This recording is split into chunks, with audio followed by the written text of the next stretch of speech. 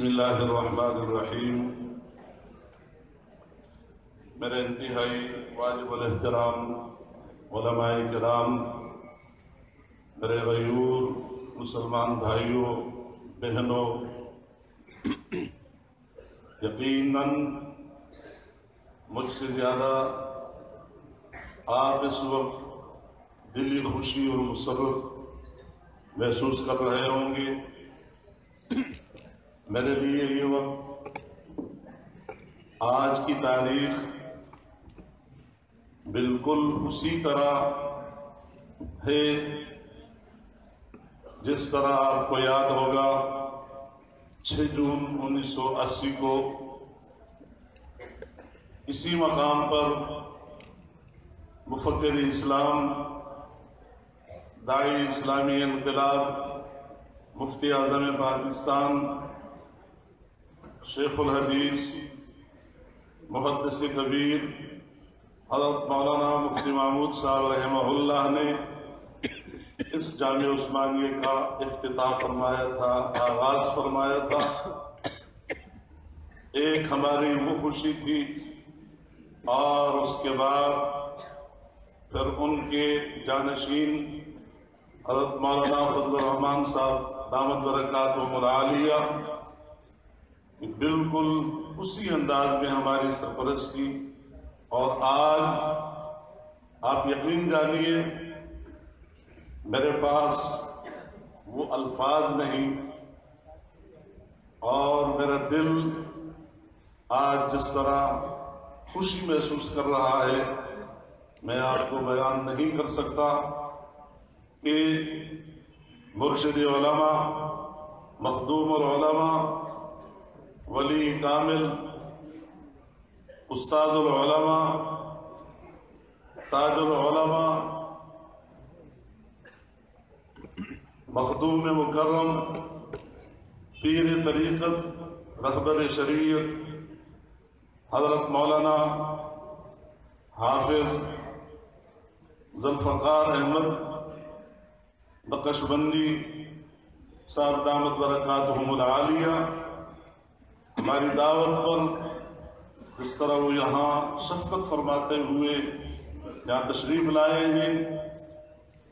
میں تو آج میں نے مغرب میں بھی کہا، عشاء میں بھی کہا، اب بھی کہتا ہوں کہ اے اہل شہرشاہ والو، تم بڑے ہی خوش قسمت ہو کہ آپ نے ہمیشہ اس طرح کابرین کی زیارت کی ہے۔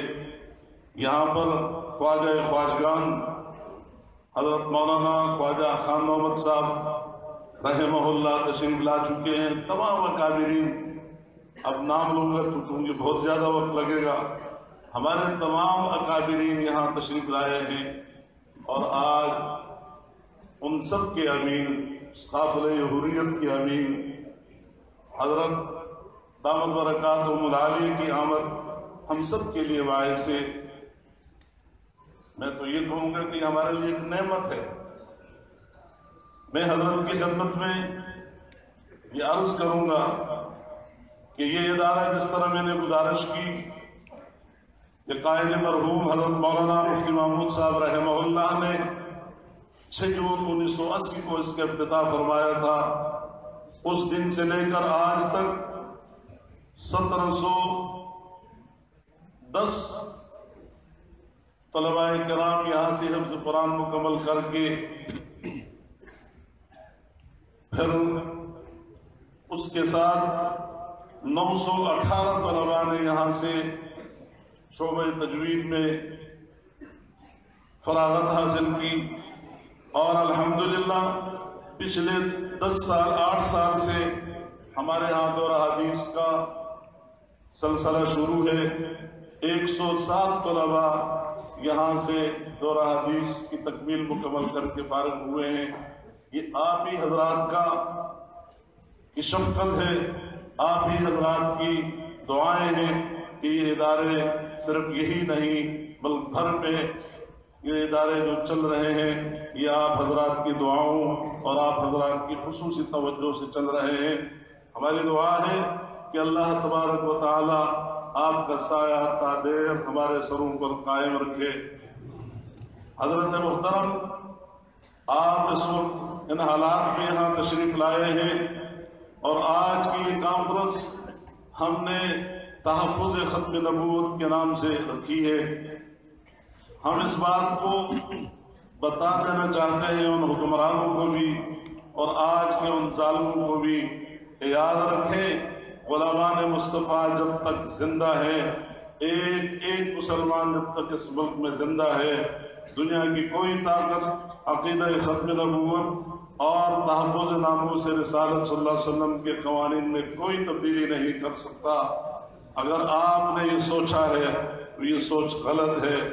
یہاں انشاءاللہ جہاں عاطف میاں کو ہم نے یہاں نہیں آنے دیا، ہم یہاں پر نہ اسرائیل کو تسلیم کرنے دیں گے، ہم یہاں پر نہ تو جس آپ دیکھیں انتہائی افسوس کا مقام ہے جس قومی اسمبلی سے آپ کی سربراہ آپ کی موجودگی میں آپ کی دعاؤں سے ہمارے اور آپ کے اکابرین نے قادیانیوں کو غیر مسلم اقلیت قرار دیا تھا، آج کے اس دور میں آج کی اس اسمبلی نے جو کہا جاتا ہے کہ مدینے کی ریاست لائیں گے، مدینے کی ریاست والے حکمرانوں نے آج اس اسمبلی سے شراب کو لائسنس جاری کر دیا ہے۔ کتنے دکھ اور شرم کی بات ہے۔ اگر ہم دل تو بہت کچھ چاہتا ہے لیکن اس وقت آپ تشریف لائے ہیں، میں آپ کو اپنی جانب سے جامعہ عثمانیہ کی جانب سے اس پورے اہلیان شیخ صاحب کی جانب سے اپنی ماں و بہنوں کی طرف سے بھی آپ کا شکریہ ادا کرتا ہوں اور یہ امید کرتا ہوں کہ جس طرح ابھی آپ ہماری دعوت پر اور ہمارے بھائی محترم جناب خالد عمران صاحب کی میں اس وقت اگر ان کا ذکر نہ کروں، ان کا شکریہ ادا نہ کروں تو یہ بھی ناانصافی ہوگی کہ ان حضرات اور آپ کے تمام جو یہاں کے خدام ہیں ان سب کی شفقت سے آپ کا یہاں آنا ہمارے لیے یہ نصیب ہوا ہے۔ اللہ تبارک و تعالی آپ کی زندگی، اس بابرکت زندگی کو ہمارے لیے صاحبان بنائے اور اللہ تعالیٰ آپ کے سایہ تعدیر قائم رکھے۔ میں انہی الفاظ پر اجازت چاہوں گا اور میں چاہوں گا کہ حضرت اب خطاب فرمائیں۔ یہاں ہم نے خواتین کا انتظام اوپر کیا گیا ہے تو اب آپ کا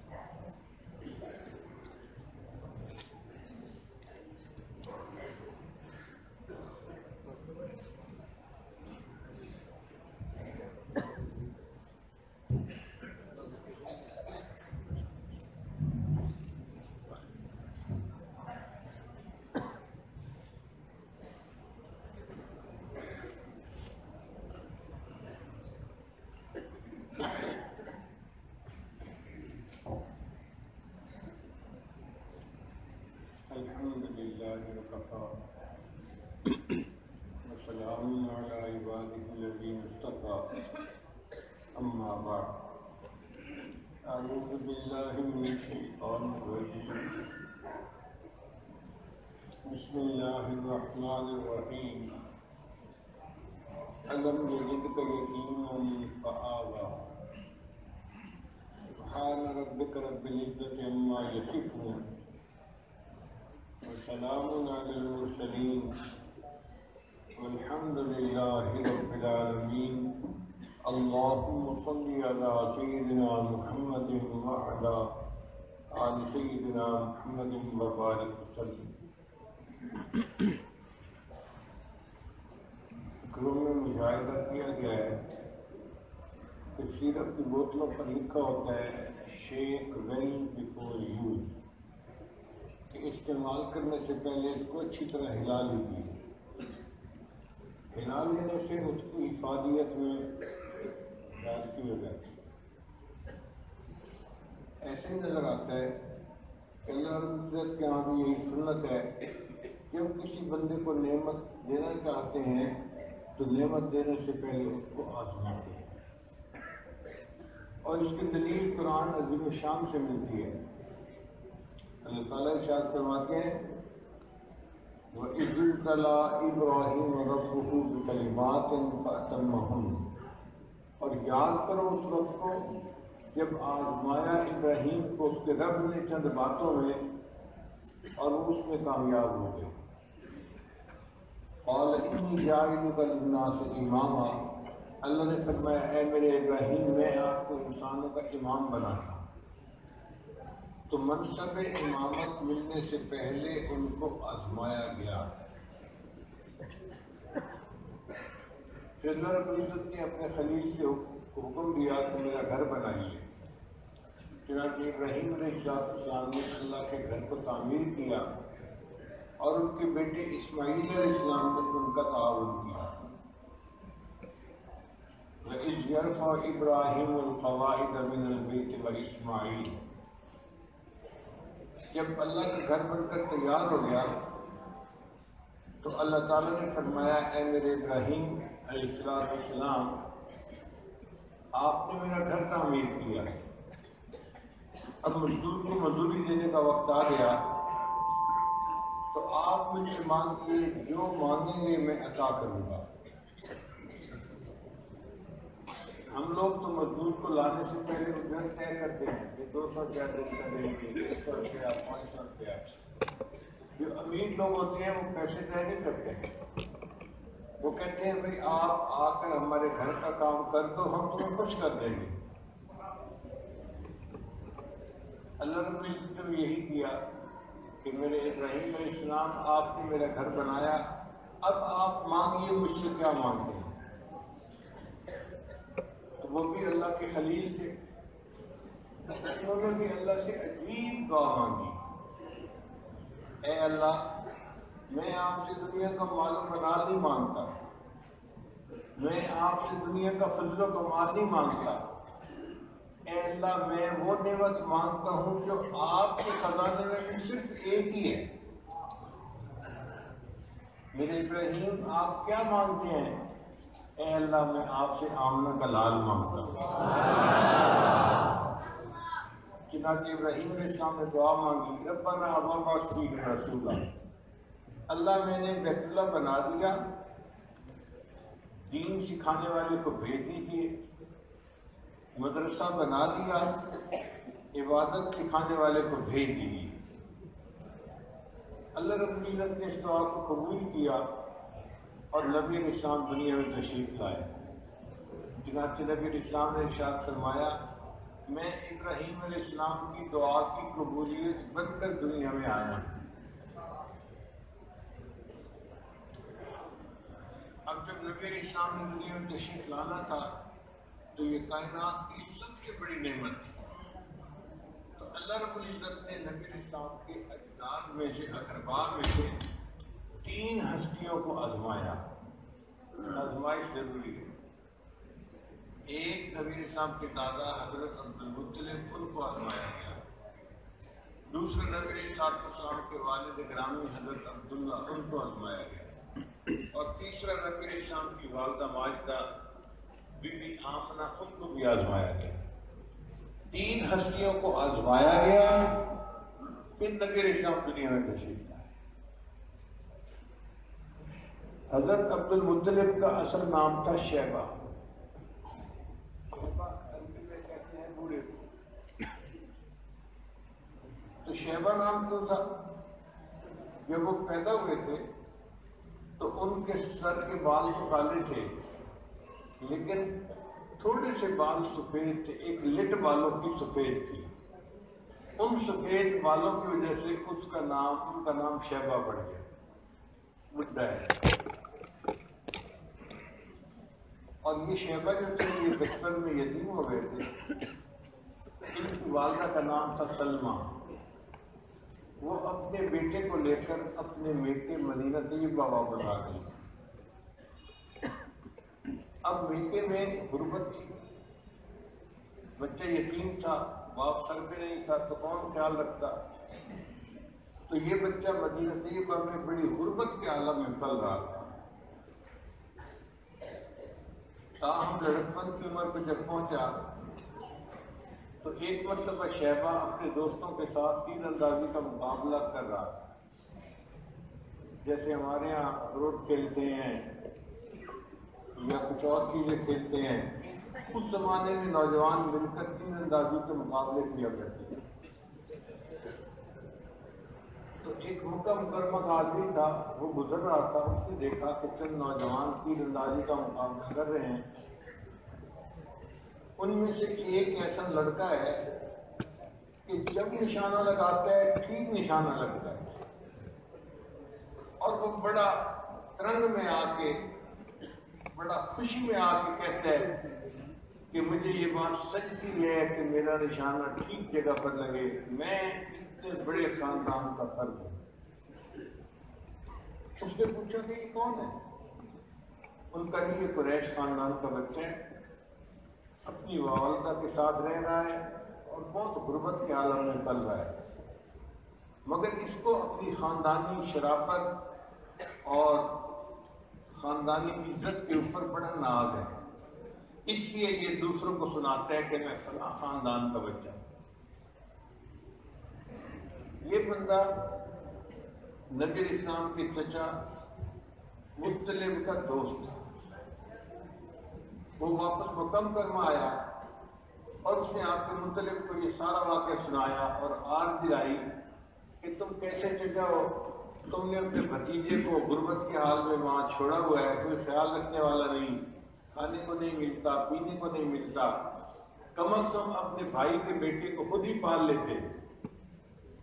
تو مطلب نے قسم کھا لی کہ جب تک میں اپنے بھتیجے کو مکہ نہیں لے کے آؤں گا چین سے نہیں بیٹھوں گا۔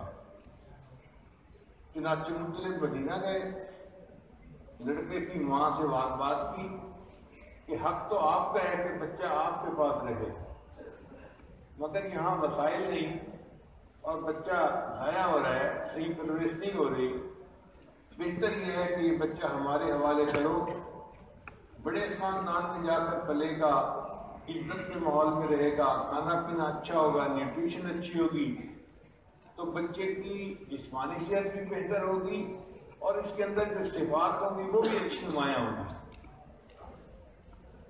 سلمہ نے اپنے رشتے داروں سے مشورہ کیا تو سب نے مشورہ دیا کہ بچے کو وہاں بھیج دینا زیادہ بہتر ہے۔ چنانچہ مطلب اپنے بھتیجے شیبہ کو لے کر مدینہ سے مکہ مکرمہ آئے۔ جب مکہ مکرمہ داخل ہو رہے تھے تو کسی بندے نے دیکھا کہ مطلب اپنے پیچھے ایک لڑکے کو بٹھا کے لا رہے ہیں۔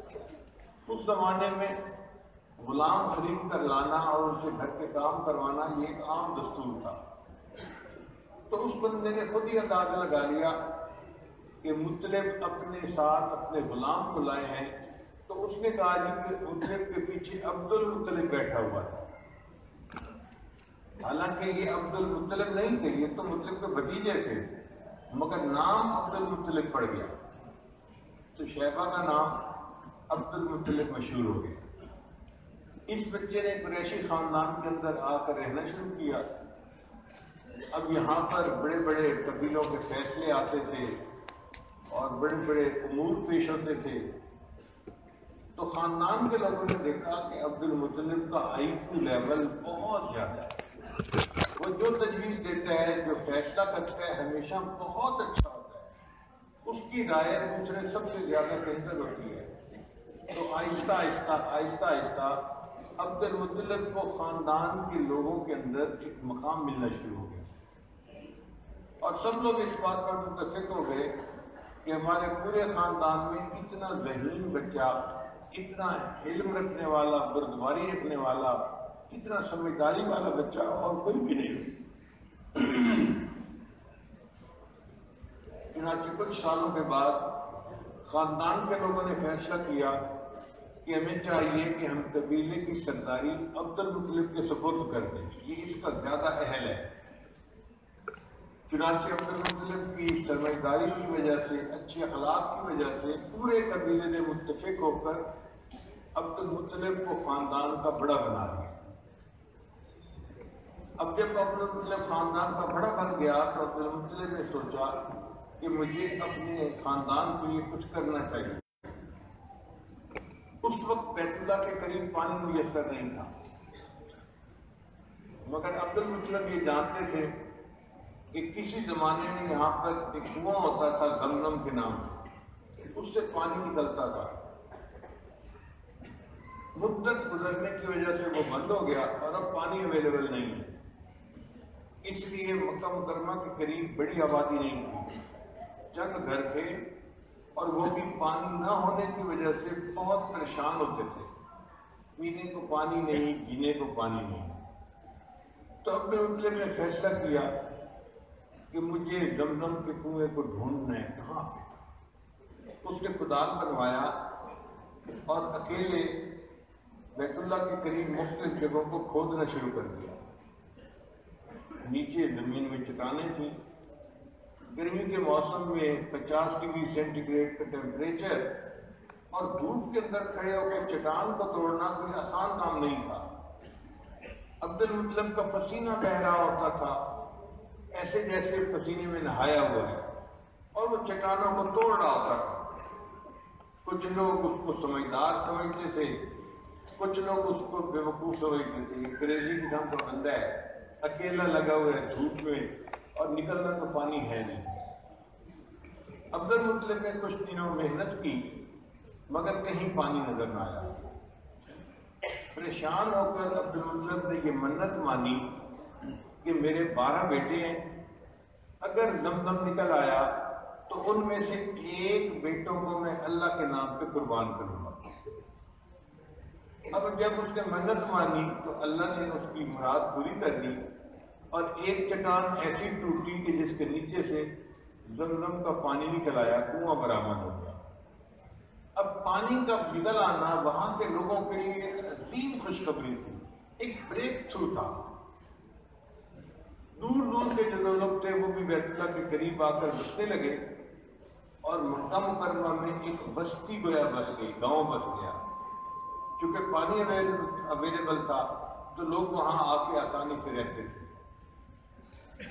جب پانی نکل آیا تو قوم نے یہ سوچا کہ عبد المطلب نے ایک ایسا کام کیا کہ جو کوئی دوسرا نہیں کر سکا، اب قوم کو بھی اس کا کوئی ریٹرن دینا چاہیے۔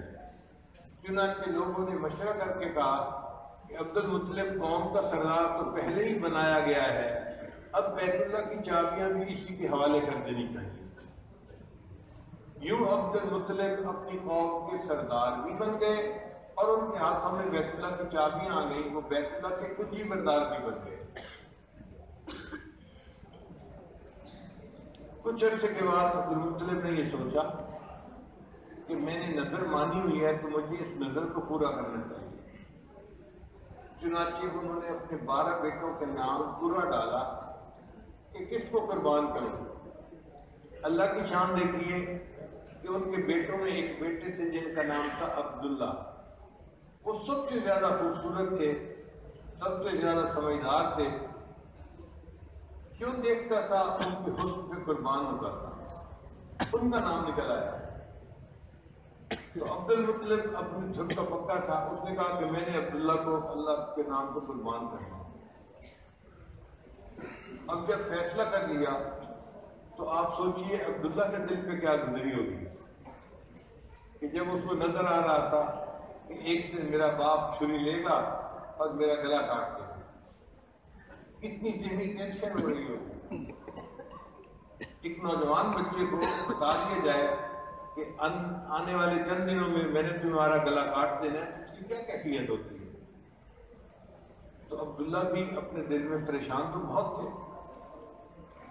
ایک دن عبد المطلب نے چھری لی اور عبداللہ کو لے کر لوگوں کو دعوت دی کہ آ کر دیکھو میں اسے اللہ کے نام پہ ذبح کر رہا ہوں۔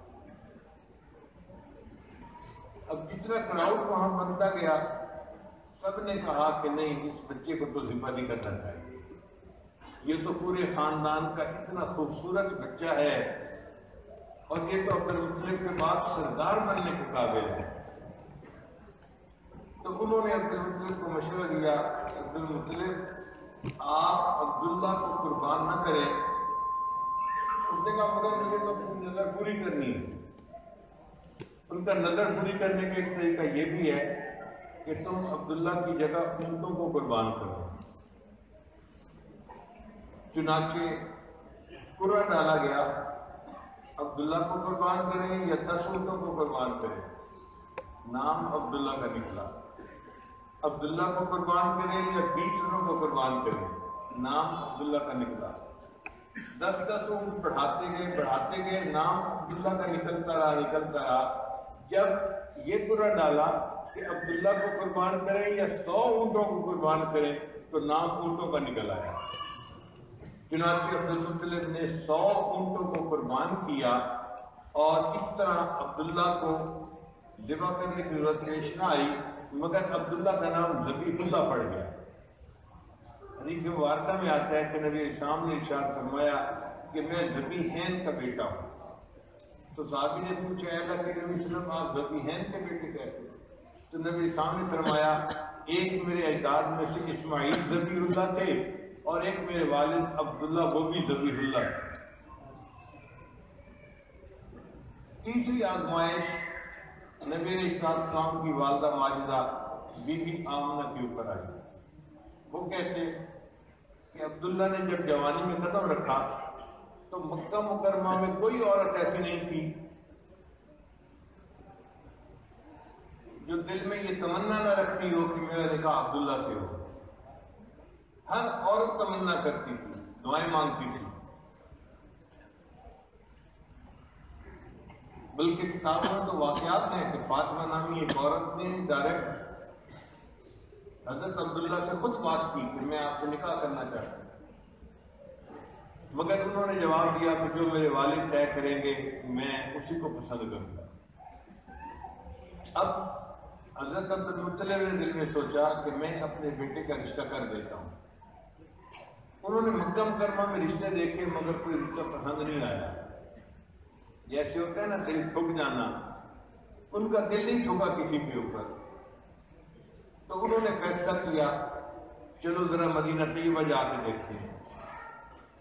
مدینہ طیبہ میں ایک قبیلہ تھا، اس کا نام تھا بنو زہرا. ان کے یہاں ایک بچی تھی، ابھی جوانی کی عمر میں قدم رکھا تھا. اس کا نام تھا آمنہ. آمنہ کہتے ہیں امانت کا خیال رکھنے والی. اس کے اخلاق کے بارے میں جب سنا، ادب کے بارے میں جب سنا، شرافت کے بارے میں سنا تو عبدالمطلب کو وہ بچی پسند آئی. انہوں نے رشتہ ڈالا اور بچی والا نے حضرت عبداللہ کو دیکھتے ہی رشتہ پسند کر لیا. یوں حضرت عبداللہ کا نکاح بی بی آمنہ کے ساتھ. شادی کے بعد یہ کپل واپس مکہ مکرمہ آ گیا. ابھی چند مہینے ہی میاں بیوی آپس میں اکٹھے رہے تھے کہ ایک قافلہ شام کی طرف تجارتی سفر پر جانے لگا. حضرت عبدالمطلب نے اپنے بیٹے حضرت عبداللہ سے فرمایا کہ بیٹے اگر تم بھی قافلے میں چلے جاؤ تو کچھ سامان یہاں سے لے جاؤ گے تو شام میں بیچ دو گے، وہاں سے لاؤ گے یہاں بیچ دو گے، کچھ نفع ہو جائے گا اور تمہاری بھی شادی نئی ہے، اخراجات میں آسانی ہوگی، سہولت ہو جائے گی. تو حضرت عبداللہ اس کے لیے تیار ہو گئے. اب آج کل تو سفر 4 گھنٹے میں آپ سعودی عرب پہنچ جاتے ہیں، مگر اس زمانے کا سفر مشقت والا ہوتا تھا. اونٹوں پہ ہوتا تھا، سڑکیں نہیں ہوتی تھیں، پہاڑوں کے اوپر چڑھ کے ایک طرف سے دوسری طرف اترنا ہوتا تھا. مسافت تھوڑی ہوتی تھی، مشقت بہت ہوتی تھی. چنانچہ شام پہنچنے میں 3 مہینے لگ جاتے تھے اور واپس آنے میں 3 مہینے، اور اگر 1-2 مہینے کاروبار میں لگ گئے اس کا مطلب یہ 7-8 مہینے کا سفر ہوا کرتا تھا. اب شادی کے تھوڑے ہی دنوں کے بعد میاں بیوی کا 7-8 مہینے کے لیے جدا ہو جانا دل پہ صدمہ ہوتا ہے. تو بی بی آمنہ دل میں بہت غمزدہ تھی کہ میرا خامن مجھ سے 7-8 مہینے کے لیے الگ ہو جائے. اور حضرت عبداللہ بھی بڑے اداس تھے، بہت سیڈ تھے کہ میری ابھی شادی ہوئی اور جوان خوبصورت دل میں محبت کرنے والی گھر کرنے والی بیوی کو چھوڑ کے مجھے سفر کرنا پڑ رہا ہے۔ جس دن حضرت عبداللہ نے روانہ ہونا تھا اس دن بی بی آمنہ کے چہرے پہ غم کے آثار، تو حضرت عبداللہ نے ان کو انکریج کرنے کے لیے کہا آمنہ پریشان نہ ہو، میں جلدی آنے کی کوشش کروں گا، اچھا تم میرے ساتھ ایک وعدہ کرو کہ جس دن قافلہ واپس آئے گا تمہیں گھر میں داخل ہوگا نا تو گھر کے دروازے پر ہی میں تمہیں دیکھوں، یہ نہ ہو کہ آپ کسی کمرے میں بیٹھی ہوں اور میں گھر میں داخل ہو کے آپ کو ڈھونڈتا پھروں، جب میں آؤں تو دروازے کے بالکل ساتھ تم کھڑی ہونا، میں سب سے پہلے تمہارا چہرہ دیکھنا چاہوں گا۔ بیوی نے وعدہ کر لیا، لو میاں بیوی کے درمیان یہ بات طے ہو گئی اور حضرت عبداللہ سفر پہ روانہ ہو گئے۔ وقت گزرتا گیا، ایک دن اس قافلے کے آنے کی اطلاع ملی کہ کل قافلہ پہنچ جائے گا۔ مکہ مکرمہ کے ہر گھر کے اندر خوشی دوڑ گئی، عورتوں نے گھروں کی صفائی کی، بچوں کو نہلایا، اچھے کپڑے پہنائے، اچھے کھانے بنائے اور اپنے خامدوں کے استقبال کے لیے تیاری کر دی۔ بی بی آمنہ نے بھی اپنے ہسبینڈ سے وعدہ کیا تھا کہ میں دروازے کے قریب آپ کا استقبال کروں گی، چنانچہ انہوں نے بھی صاف ستھرے کپڑے پہن کے صبح سے وہ جو باہر کا دروازہ تھا نا اس کے قریب آ کر ایک جگہ پر بیٹھ گئی کہ جیسے ہی دروازہ کھٹکھٹایا جائے گا میں دروازہ کھولوں گی اور اپنے خامن کا استقبال کروں گی، اس کو اہلا و سہلا کروں گی۔ صبح سے انتظار کرتے کرتے مغرب کا وقت ہو گیا، حضرت عبداللہ گھر نہیں آیا، تو بی بی آمنہ کا دل اور پریشان ہوا۔ انہوں نے گھر کے لوگوں کو بتایا کہ میرے ہسبینڈ تو آئے نہیں۔ یہ پتہ کیا گیا کہ جہاں قافلہ آیا تھا وہاں سے ہر بندہ اپنے گھر پہ جا چکا تھا، تو پتہ چلا کہ بھئی حضرت عبداللہ گھر کیوں نہیں آئے؟ قافلے والوں نے بتایا کہ جناب واپسی کے سفر میں ان کو بخار ہو گیا تھا اور ان کا وزن بہت کم ہو گیا تھا، ویٹ لوز کر لیا تھا اور بالکل پتلے دبلے ہو گئے تھے۔ راستے میں مدینہ طیبہ پڑتا ہے، جب وہاں پہنچے تو سسرال والوں نے انہیں دیکھا اور انہیں کہا کہ آپ تو بہت کمزور ہو گئے، اس حالت میں سفر نہ کریں، ہمارے پاس رہ جائیں، ہم آپ کا علاج کرواتے ہیں، جب صحت مند ہو جائیں گے پھر واپس مکہ چلے جانا۔ تو حضرت عبداللہ تو مدینہ طیبہ میں ہی رکے اپنے سسرال میں۔ چنانچہ مکہ مکرمہ سے لوگ ان کی عیادت کرنے کے لیے مدینہ طیبہ گئے۔ اللہ کی شان دیکھیں کہ چند مہینے وہاں بیمار رہنے کے بعد حضرت عبداللہ اللہ کو پیارے ہو گئے۔ جب حضرت عبداللہ کی وفات ہوئی اس وقت بی بی آمنہ امید سے تھی اور ان کو امید ہوئے تقریباً 7واں مہینہ گزر رہا تھا، یعنی بچے کی ولادت میں ابھی 2-3 مہینے کا وقفہ تھا۔ اس حال میں حضرت عبداللہ کی وفات ہو گئی۔ اب بتائیے کہ بی بی آمنہ کے دل پہ کتنی ٹینشن ہوگی، کتنا غم ہوگا، کتنا صدمہ ہوگا۔ اس وقت بی بی آمنہ کی عمر تھی 16 سال اور حضرت عبداللہ کی عمر تھی 18 سال۔ اتنا ینگ کپل تھا، 18 سال کا خامد اور 16 سال کی بیوی، اور وہ بیوی حاملہ ہے اور شوہر کی وفات ہو جاتی ہے، تو بیوی کے دل پہ کتنا صدمہ ہوگا انسان اندازہ لگا سکتا ہے۔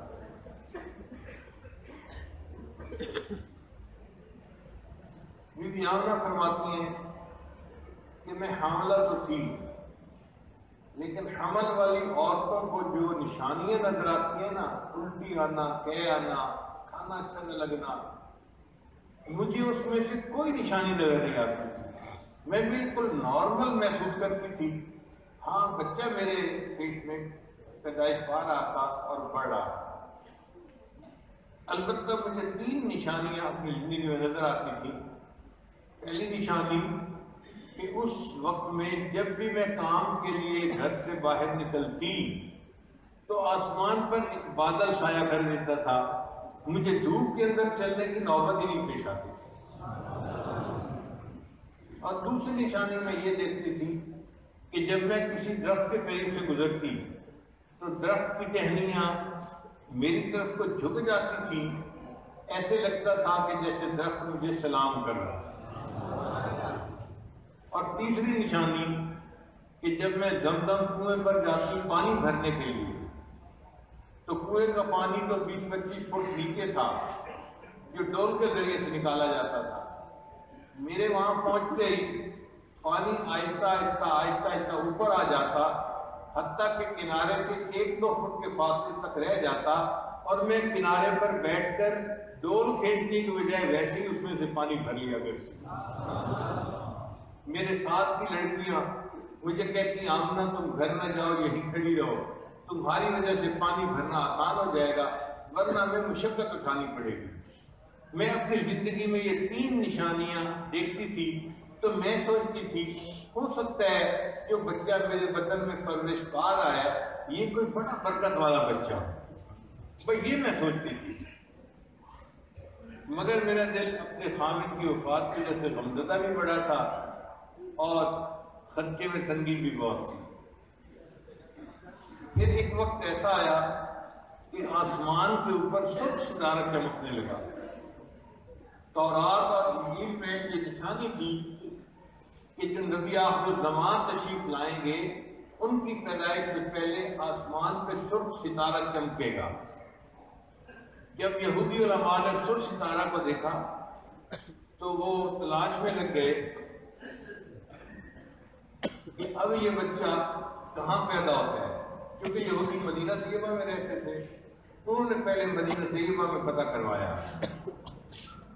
پتہ چلا کہ مدینہ طیبہ میں بہت ساری عورتیں حاملہ ہیں، مگر بچے کی ولادت میں ابھی 5 مہینے باقی ہیں، 2 مہینے باقی ہیں، 7 مہینے باقی ہیں، زیادہ ٹائم باقی تھا، قریب نہیں تھا کہ کوئی بچہ 1-2 مہینے کے اندر پیدا ہونے والا۔ تو انہوں نے کہا کہ اچھا پھر ایسے کرو کہ مکہ مکرمہ میں پتہ کراؤ۔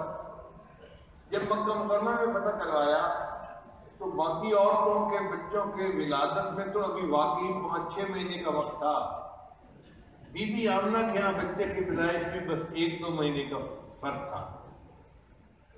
تو یہودیوں کو نبی علیہ السلام کی ولادت مبارکہ سے پہلے ہی اندازہ ہو گیا تھا کہ یہ پیدا ہونے والا بچہ بنو اسحاق میں سے نہیں بنو اسماعیل میں سے ہوگا، اور یہی ان کے اندر حسد بنا، حسد من عند انفسہم، اور انہوں نے فیصلہ کر لیا کہ ہم نے اس کو آخری نبی کو تسلیم نہیں کرنا کیونکہ یہ ہمارے خاندان میں سے نہیں ہوگا۔ خیر وہ دن آیا جب بی بی آمنہ کے یہاں بچے کی ولادت ہوئی۔ بی بی آمنہ فرماتی ہیں کہ صبح سحری کے وقت بچے کی ولادت ہوئی، مگر میرے پاس پیسے نہیں تھے کہ میں گھر میں چراغ جلاتی، تیل ڈالنے کے پیسے نہیں تھے، تو بچے کی ولادت اندھیرے کی حالت میں ہوئی۔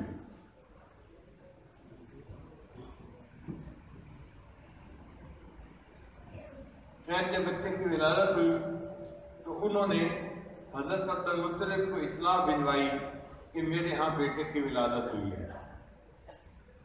حضرت عبد المطلب کو بڑی خوشی ہوئی کہ میرا بیٹا تو فوت ہو گیا مگر ہمیں اپنی نشانی دے گیا، اور آج میرے ہاں پوتے کی پیدائش ہوئی ہے۔ وہ آئے، انہوں نے بچے کو اٹھایا اور برکت کے لیے بچے کو بیت اللہ لے گئے۔ اس دور میں مکہ مکرمہ میں جب کوئی بچہ پیدا ہوتا تھا سب سے پہلا کام کہ برکت حاصل کرنے کے لیے، دعائیں کرنے کے لیے اس کو بیت اللہ لے جاتے تھے۔ تو حضرت عبد المطلب بھی اس بچے کو بیت اللہ لے کے گئے۔ وہ سمجھتے تھے کہ برکت مل جائے گی، اور ان کو یہ نہیں پتا تھا کہ جس ہستی کو میں لے کر جا رہا ہوں اللہ نے تو اس کو کائنات کے لیے رحمت للعالمین بنا کے دیا۔ خلیل اللہ نے جس کے لیے حق سے دعائیں کی، ذبیح اللہ نے وقت ذبح جس کی التجائیں کی، جو بن کر روشنی پہ دیدہ یعقوب میں آیا، جسے یوسف نے اپنے حسن کے نرنگ میں پایا، کلیم اللہ کا دل روشن ہوا جس ذو فشانی سے، وہ جس کی آرزو بھڑکی جواب لنکرانی پہ، وہ جس کے نام سے داؤد نے نغمہ سرائی کی، وہ جن کی یاد میں شاہ سلیمان نے گدائی کی، دل یحییٰ میں ارماں رہ گئے جس کی زیارت کے، لب عیسیٰ پہ آئے واز جس کی شان رحمت کے، وہ دن آیا کہ پورے ہو گئے تورات کے وعدے، خدا نے آج پورے کر دیے ہر بات کے وعدے، مبارک ہو کہ ختم المرسلین تشریف لے آئے، جناب رحمت للعالمین تشریف لے آئے۔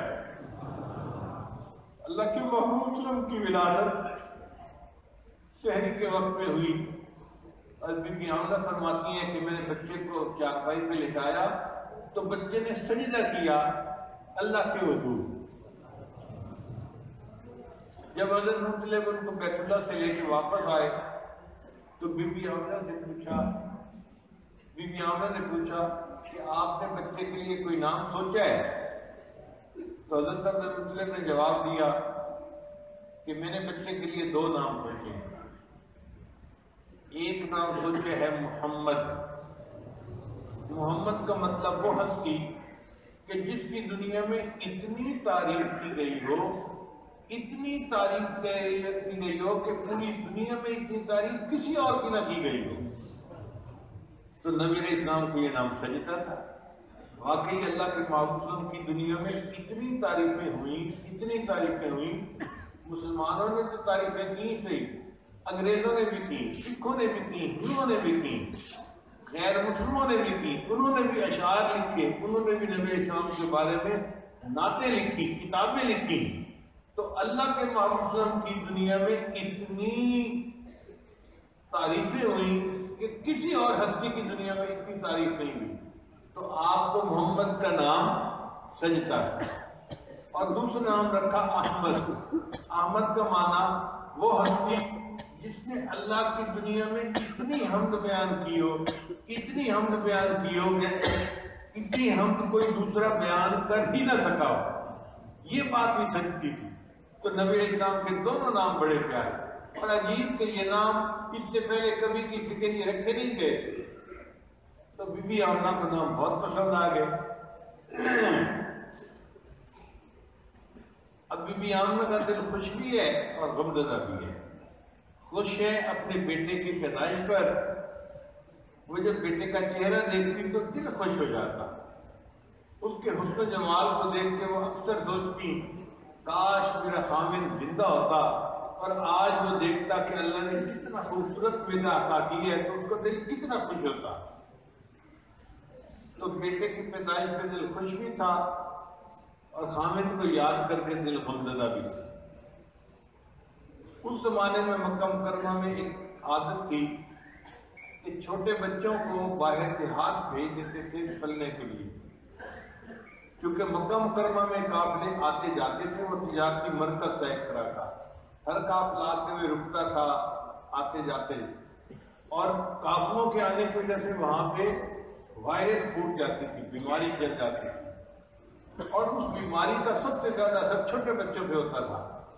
چنانچہ چھوٹے بچے فوت ہو جاتے تھے، وبا پھوٹ گئی، بچے فوت ہو گئے، تو ماں باپ ڈرتے تھے ایسی پبلک پلیس پر بچوں کو رکھنے سے، وہ ان کو دیہاتوں میں بھیج دیتے تھے جو بالکل bacteria free, virus free area ہو اور بچہ صحت وہاں پا کے اپنی نشو و نما حاصل کرے۔ چنانچہ طائف کے قریب ایک علاقہ تھا جہاں بنو سعد قبیلہ رہتا تھا، اس قبیلے کی 10 عورتوں نے فیصلہ کیا ہم مکہ مکرمہ جاتی ہیں اور وہاں جا کر بچے اپنے گود میں لے کے آتی ہیں، بچوں کو پالیں گی، اور جب واپس کریں گی تو ان کے والدین ہمیں انعام دیں گے تو ہمارے لیے آسانی ہو جائے گی۔ چنانچہ ان 10 عورتوں میں ایک عورت تھی، اس کا نام تھا حلیمہ، کیونکہ بنو سعد قبیلے کی تھی تو اس کا نام پڑ گیا حلیمہ سعدیہ۔ وہ بھی اپنے ہسبینڈ کے ساتھ چلی، ان کے پاس 2 سواریاں تھیں، ایک اونٹنی تھی بڑی کمزور اور ایک گدھی تھی وہ بھی بہت کمزور، دونوں جانور بڑے کمزور تھے۔ ایک پہ حلیمہ سعدیہ بیٹھی اور ایک پہ ان کا خامد بیٹھا اور دونوں چلنے لگے۔ وہ جو باقی 9 عورتیں تھیں ان کی سواریاں بڑی تازہ پلی ہوئی اور صحت مند تھیں، وہ آگے نکل جاتی اور حلیمہ اور ان کے خامے جو تھے وہ پیچھے رہ جاتے۔ تو عورتیں کچھ 1-2 کلومیٹر آگے جانے کے بعد انتظار کرتی، پھر جب حلیمہ اور اس کے ہسبینڈ پہنچتے تو پھر چلتی، تو پھر وہ آگے نکل جاتی اور حلیمہ پیچھے رہ جاتی۔ جب کئی مرتبہ ایسا ہوا تو مکہ مکرمہ کے قریب پہنچ کر ان عورتوں نے حلیمہ سے کہا، حلیمہ اگر ہم آپ کا انتظار کرتی رہی نا تو ہم تو پھر مغرب سے پہلے واپس نہیں پہنچ سکتی، ہمیں اندھیرا ہو جائے گا، آپ ہمیں اجازت دیں، آپ کی سواریاں کمزور ہیں، بعد میں آ جانا، ہم جاتی ہیں اور بچے لے کے واپس اپنے گھر پہنچتی ہیں۔ حلیمہ اور اس کے ہسبینڈ نے عورتوں کو اجازت دے دی، چنانچہ 9 عورتیں جلدی مکہ مکرمہ پہنچی اور امیر زادوں کے ہاں جو بچے بچیاں تھیں انہوں نے گود میں لے لی اور وہ جانے کے لیے تیار ہو۔ حلیمہ اور اس کے ہسبینڈ کافی دیر کے بعد مکہ مکرمہ پہنچی۔ حلیمہ نے پتہ کیا تو پتہ چلا کہ اب بچہ تو کسی گھر میں ہے ہی نہیں۔ ہاں ایک گھر ہے جہاں پر بچہ موجود ہے مگر بچہ یتیم ہے، اس کا باپ نہیں ہے۔ باپ نہیں ہے کا مطلب یہ کہ بچے کو اگر آپ پالیں گی تو تمہیں پالنے کے اوپر کوئی انعام نہیں مل رہا، گزارا ہی ہے۔ حلیمہ سعدیہ آئی، اس نے آ کے بی بی آمنہ سے بات چیت کی۔ وہ کہتی ہیں کہ جب میں نے سنا کہ بچہ یتیم ہے تو دل تو میرا بہت پریشان ہوا کہ محنت بھی کروں گی اور مجھے ملے گا بھی کچھ نہیں۔ پھر میرے دل میں خیال آیا کہ حلیمہ ذرا بچے کی شکل کو تو دیکھ لو۔ بچہ چارپائی پر لیٹا ہوا تھا اور اس کے اوپر ایک پتلا کپڑا ڈالا گیا تھا۔ حلیمہ سعدیہ کہتی ہے کہ میں نے وہ پتلا کپڑا اٹھایا کہ بچہ سویا ہوا ہے، میں اس کی شکل دیکھ لوں۔ جب میں نے اس کی شکل پر نظر ڈالی تو بچے نے آنکھ کھولی اور مسکرایا۔ اس بچے کی مسکراہٹ ایسی تھی کہ میں تو اپنا دل ہی دے بیٹھی۔ میں نے سوچا مجھے اس کے پرورش پر اور اجرت ملے نہ ملے، بچے کی مسکراہٹ تو مجھے ملے گی نا، میں لے جاتی ہوں بچے کو۔ چنانچہ آمنہ اپنا بیٹا دینے کے لیے تیار اور حلیمہ بچہ لینے کے لیے تیار۔ اب حلیمہ مسکرائی جب بچے کو لے لیا تو بی بی آمنہ نے پوچھا، حلیمہ آپ مسکرا کیوں رہی ہو؟ حلیمہ نے جواب دیا، آمنہ میں نے تو گاؤں کی رہنے والی ہوں، کبھی ایسا خوبصورت بچہ نہیں دیکھا، میں نے تو کبھی گاؤں میں ایسا خوبصورت بچہ نہیں دیکھا۔ تو بی بی آمنہ نے جواب دیا، حلیمہ تم نے گاؤں میں ایسا بچہ نہیں دیکھا، میں تو شہروں کی رہنے والی ہوں، مدینہ بھی رہی، مکہ بھی رہی، میں نے تو شہروں میں ایسا خوبصورت بچہ نہیں دیکھا۔ حضرت عبد المطلب بھی قریب تھے، انہوں نے دیکھا عورتیں باتیں کر رہی ہیں تو انہوں نے یہ بات سنی اور سن کر کہنے لگے، حلیمہ تم نے گاؤں میں ایسا خوبصورت بچہ نہیں دیکھا، اور آمنہ تم نے شہروں میں ایسا خوبصورت بچہ نہیں دیکھا، اور میں تو ملکوں کا سفر کرنے والا بندہ ہوں، میں نے تو ملکوں میں ایسا خوبصورت بچہ نہیں دیکھا۔ اگر فرض کریں اس وقت حضرت جبرائیل امین پاس ہوتے اور ان سے کوئی پوچھتا کہ آپ بھی اپنے ذرا کمنٹس دے دیجئے، تو یوں لگتا ہے کہ وہ کہتے، حلیمہ تم نے گاؤں میں ایسا خوبصورت بچہ نہیں دیکھا، آمنہ تم نے شہروں میں ایسا بچہ نہیں دیکھا، اور عبد المطلب آپ نے ملکوں میں ایسا بچہ نہیں دیکھا، اور میں نے تو پورے جہان میں ایسا بچہ نہیں دیکھا۔ اور اگر اللہ تعالیٰ سے پوچھتے کہ یا اللہ آپ بھی فرما دیجئے، جبرائیل السلام اللہ سے سوال کرتے تو اللہ تعالیٰ جواب دیتے، حلیمہ تم نے گاؤں میں ایسا بچہ نہیں دیکھا، آمنہ تم نے شہر میں ایسا بچہ نہیں دیکھا، عبد المطلب تم نے ملکوں میں نہیں دیکھا، اور جبرائیل تم نے پوری دنیا میں ایسا بچہ نہیں دیکھا، میں خدا جواب دیتا ہوں کہ میں نے اپنی پوری مخلوق میں ایسا خوبصورت بچہ نہیں دیکھا۔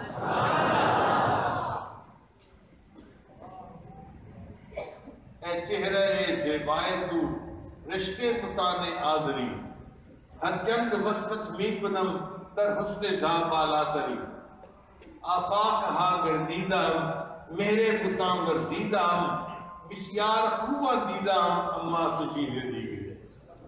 اللہ نے اپنے محبوب صلی اللہ علیہ وسلم کو کیا حسن و جمال عطا کیا تھا کہ کائنات میں کہیں اور حسن کی نظیر مل ہی نہیں سکتی تھی۔ جیسے اللہ تعالیٰ اپنی خدائی میں یکتا ہے، نبی علیہ السلام اپنی مصطفی میں یکتا ہے۔ تو اللہ نے اپنے محبوب صلی اللہ علیہ وسلم کو ایسا حسن و جمال عطا کیا۔ چنانچہ نبی علیہ السلام کا حسن و جمال ایسا تھا کہ حضرت حسان لانو آپ کو دیکھ کے کہا کرتے تھے وَأَحْسَنَ مِنْكَ لَمْ تَرَ قَطُّ عَيْنِي، اے محبوب صلی اللہ علیہ وسلم آپ سے زیادہ خوبصورت تو چہرہ کبھی آنکھ نے دیکھا نہیں، وَأَجْمَلَ مِنْكَ لَمْ تَلِدِ النِّسَاءُ، اور آپ سے زیادہ خوبصورت بیٹا کبھی کسی عورت نے جنا ہی نہیں۔ خُلِقْتَ مُبَرَّأً مِنْ كُلِّ عَيْبٍ، اے محبوب آپ اس طرح عیب سے مبرہ ہو کر پیدا ہوئے ہیں کأنک قد خلقت کما تشاء، کہ جیسے آپ اپنے من پسند کا حسن لے کے دنیا میں آئے۔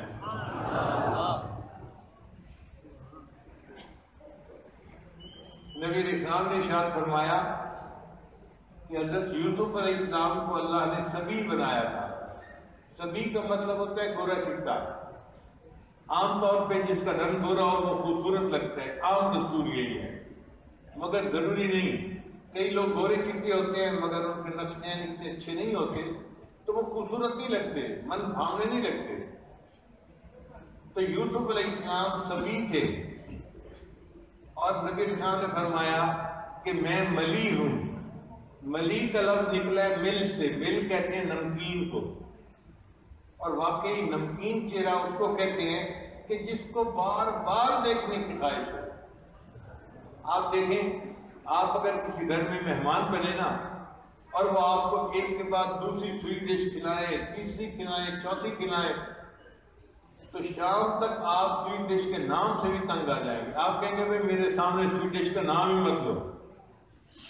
اور نمکین ڈش ہم روز کھاتے ہیں اور بار بار کھاتے ہیں، اور پھر نمکین ڈش کھانے کی دل میں طلب ہوتی ہے۔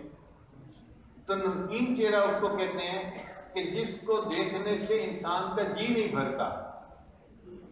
تو یوسف علیہ السلام سبی تھے اور ہمارے آقا صلی اللہ علیہ وسلم ملی تھے۔ چنانچہ دونوں کے حسن کا فرق سمجھ لیجیے کہ یوسف علیہ السلام کا حسن ایسا تھا کہ جو بندہ دیکھتا تھا ان کے حسن کی وجہ سے، گورے رنگ کی وجہ سے اس کی نظر ٹکتی نہیں تھی، نظر ہی نہیں ٹکتی تھی چہرے کے اوپر۔ اس لیے تو مصر کی عورتوں نے کہا تھا ما ھذا بشرا ان ھذا الا ملک کریم، یہ انسان نہیں، یہ تو کوئی فرشتہ ہے۔ تو یوسف علیہ السلام کا حسن ایسا تھا کہ ان کے چہرے پہ کسی کی نظر ٹکتی نہیں تھی، اور میرے آقا صلی اللہ علیہ وسلم کو اللہ نے ایسا حسن دیا تھا کہ جو آقا کے چہرے پہ نظر ڈالتا تھا اس کی نظر چہرے سے ہٹتی نہیں تھی، دیکھتے رہنے کو جی چاہتا تھا، ایسا اللہ نے حسن دیا تھا۔ تو یوسف علیہ السلام کو حسن کی شاخ ملی تھی، اور ہمارے آقا صلی اللہ علیہ وسلم کو حسن کا مرکز ملا تھا۔ ذرا یہاں یہ مسئلہ بھی سمجھ لیجیے کہ جب دائرہ بناتے ہیں نا تو اس کے لیے سب سے پہلے مرکز کا تعین کرتے ہیں کہ یہاں پہ دائرہ بنانا ہے۔ سب سے پہلے تعین کس جگہ کا ہوتا ہے؟ مرکز کا۔ پھر دائرے کا وجود شروع ہوتا ہے، پرکار رکھتے ہیں اور دائرہ بننا شروع ہوتا ہے۔ پھر جب دائرہ بن جاتا ہے تو آخر کے اوپر پرکار مرکز سے ہٹائی جاتی ہے، یعنی مرکز پر پرکار سب سے پہلے رکھی جاتی ہے اور سب سے آخر پر مرکز سے پرکار اٹھائی جاتی ہے۔ یہ بات سمجھ آ گئی نا؟ تو آپ کیوں سمجھیے کہ انبیاء کرام جتنا دنیا میں تشریف لائے وہ نبوت کا ایک دائرہ تھا، اور نبی علیہ السلام اس دائرے کا مرکز تھے، لہذا آپ اول بھی تھے اور آخر بھی تھے، اول بھی تھے اور نبی علیہ السلام نے ارشاد فرمایا کنت نبیا وآدم بین الماء والطین، کہ جب آدم علیہ السلام پانی اور مٹی کی حالت میں تھے میں اس وقت بھی اللہ کا نبی تھا۔ تو نبوت آپ کو اللہ نے اس وقت بھی عطا فرمائی تھی، اظہار اس کا اس وقت ہوا جب آپ کی عمر مبارک 40 سال کی ہوئی۔ اس لیے انبیاء کو جتنے کمالات ملے وہ نبی علیہ السلام کے صدقے ملے، ان کی وجہ سے ملے، کیونکہ آپ انبیاء میں اول بھی تھے اور انبیاء میں آخر بھی تھے۔ ظاہراً آپ دنیا میں سب سے آخر میں تشریف لائے، اور نبوت ملنے کے اعتبار سے آپ سارے انسانوں میں سب سے پہلے تھے۔ اسی کو حضرت نانوتوی رحمۃ اللہ نے فرمایا، سب سے پہلے نبوت کے انوار سے نقش روئے محمد بنایا گیا، پھر اسی نقش سے مان کر روشنی بزم کونوں مکان کو سجایا گیا۔ تو نبی علیہ السلام اول بھی تھے اور آخر بھی تھے۔ اور ہوتا اسی طرح آپ دیکھیں، جب کوئی مجلس ہوتی ہے تو پہلے تلاوت ہوتی ہے، پھر نعت ہوتی ہے، پھر ایک بندے کی تقریر، پھر دوسرے بندے کی تقریر، پھر تیسرے کی تقریر، تقریریں ہوتی رہتی ہیں، اور سب سے آخر میں جو مہمان خصوصی ہوتا ہے ان کو بلایا جاتا ہے، اور ان کی تقریر کے بعد پھر مجلس برخاست ہو جاتی ہے۔ ایسا ہی ہوتا ہے نا۔ اب مجلس تو قائم کی گئی تھی مہمان خصوصی کے لیے، لیکن ان کو اسٹیج پہ کب لایا گیا؟ سب سے کائنات اللہ نے بنائی تھی نبی علیہ السلام کے لیے۔ فرمایا میرے محبوب لولاک لما خلقت الافلاک، آپ نہ ہوتے میں کائنات کو پیدا نہ کرتا۔ تو کائنات بنائی گئی نبی علیہ السلام کے واسطے، مگر اللہ نے اپنے محبوب کو سب سے آخر پر اسٹیج دنیا میں بلایا، اس لیے نبی علیہ السلام خاتم النبیین، سب سے آخر پر دنیا میں تشریف لانے والے۔ اور جب نبی علیہ السلام نے دنیا سے پردہ فرمایا، اب اللہ نے اس دنیا کی محفل کو ختم کرنے کا ارادہ فرما لیا، اس لیے نبی السلام نے فرمایا کہ میں اور قیامت اس طرح جڑے ہوئے ہیں۔ اقتربت الساعۃ وانشق القمر، چاند تو ٹکڑے ہو گیا، قیامت قریب ہو گئی۔ چنانچہ اب ہم جو یہ وقت گزار رہے ہیں نا، یہ بس آپ سمجھیے کہ قیامت بہت جلدی قریب آنے والی ہے، اور درمیان میں تھوڑا سا وقت لگ رہا ہے، جیسے مجلس برخاست کرنے میں وقت لگتا ہے۔ ورنہ جو مہمان خصوصی تھے وہ تشریف لائے اور دنیا سے واپس پردہ فرما لیا، اور اس دنیا کے بنانے کا مقصد جو تھا اللہ نے پورا فرما دیا۔ نبی اسلام نے ارشاد فرمایا اب میرے بعد 30 نبی آئیں گے جو جھوٹے ہوں گے، دجالون کذابون، وہ دھوکہ دینے والے ہوں گے، جھوٹ بولنے والے ہوں گے۔ وہ قیامت سے پہلے میرے بعد 30 ایسے بندے آئے ہیں۔ ان میں سے ایک مرزا غلام احمد قادیانی بھی تھا، اور شکل اس کی ولیوں جیسی نہیں تھی، نبیوں والی تو بڑی دور کی بات ہوتی ہے۔ کوئی بہنگا بھی اللہ کا نبی ہو سکتا ہے؟ تو اللہ رب العزت نے اپنے محبوب کو وہ حسن و جمال عطا فرمایا کہ جو ساری دنیا میں سب سے زیادہ حسین چہرہ۔ اب ایک اور بھی بات سمجھ لیجیے کہ سیدہ شریدہ لانا فرمایا کرتی تھی، زلیخا تو نے یوسف علیہ السلام کو دیکھا تو ہاتھوں کی انگلیاں کاٹتی، اگر میرے محبوب صلی اللہ علیہ وسلم کو دیکھ لیتی تو دل کے ٹکڑے کر لیتی۔ یہ ایسے بات نہیں ہے، اس کے پیچھے بڑی حقیقت ہے۔ وہ کیسے کہ یوسف علیہ السلام کو جو حسن ملا تھا نا، وہ حسن کی شاخ تھی۔ جیسے ایک درخت ہوتا ہے نا تو نیچے جو اس کا تنا ہوتا ہے وہ اصل ہوتا ہے اور اوپر شاخیں ہوتی ہیں، تو انبیاء کرام اس درخت کی شاخیں تھیں، اور اس درخت کا تنا نبی علیہ السلام تھے، اور تنے کی وجہ سے شاخیں زندہ ہوتی ہیں۔ شاخوں کو جو ملتا ہے وہ تنے کی وجہ سے ملتا ہے۔ چنانچہ جس نبی کو جو کمال ملا کس کی وجہ سے ملا؟ نبی علیہ السلام کی وجہ سے ملا۔ تو یوسف علیہ السلام تو حسن کی شاخ تھے۔ عورتوں نے جب یوسف علیہ السلام کو دیکھا تو انہوں نے جسم کی شاخ، ہاتھوں کی انگلیوں کو کاٹ دیا۔ عائشہ رضی اللہ عنہا نے فرمایا زلیخا اگر تم میرے محبوب صلی اللہ علیہ وسلم کو دیکھتی جو مرکز حسن تھے تو جسم کے مرکز اپنے دل کے ٹکڑے کر بیٹھتے۔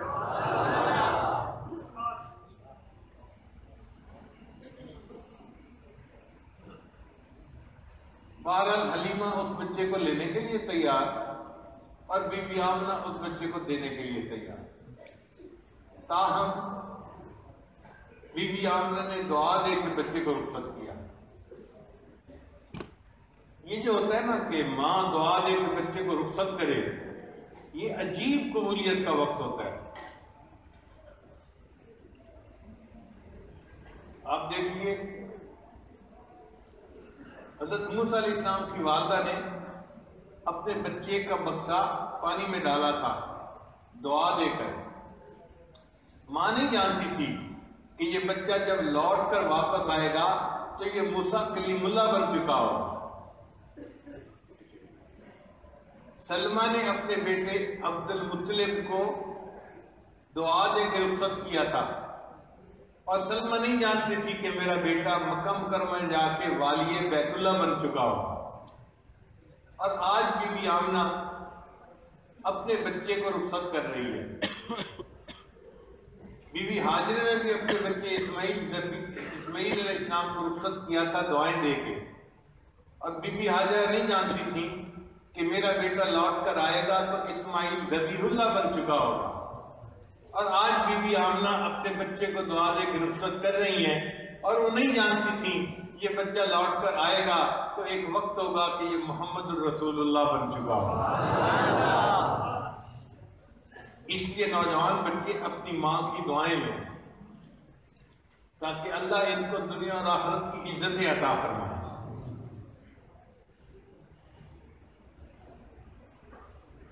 بی بی آمنہ کا دل غمزدہ بڑا تھا، ان کو اپنا ہسبینڈ کی یاد آ رہی تھی.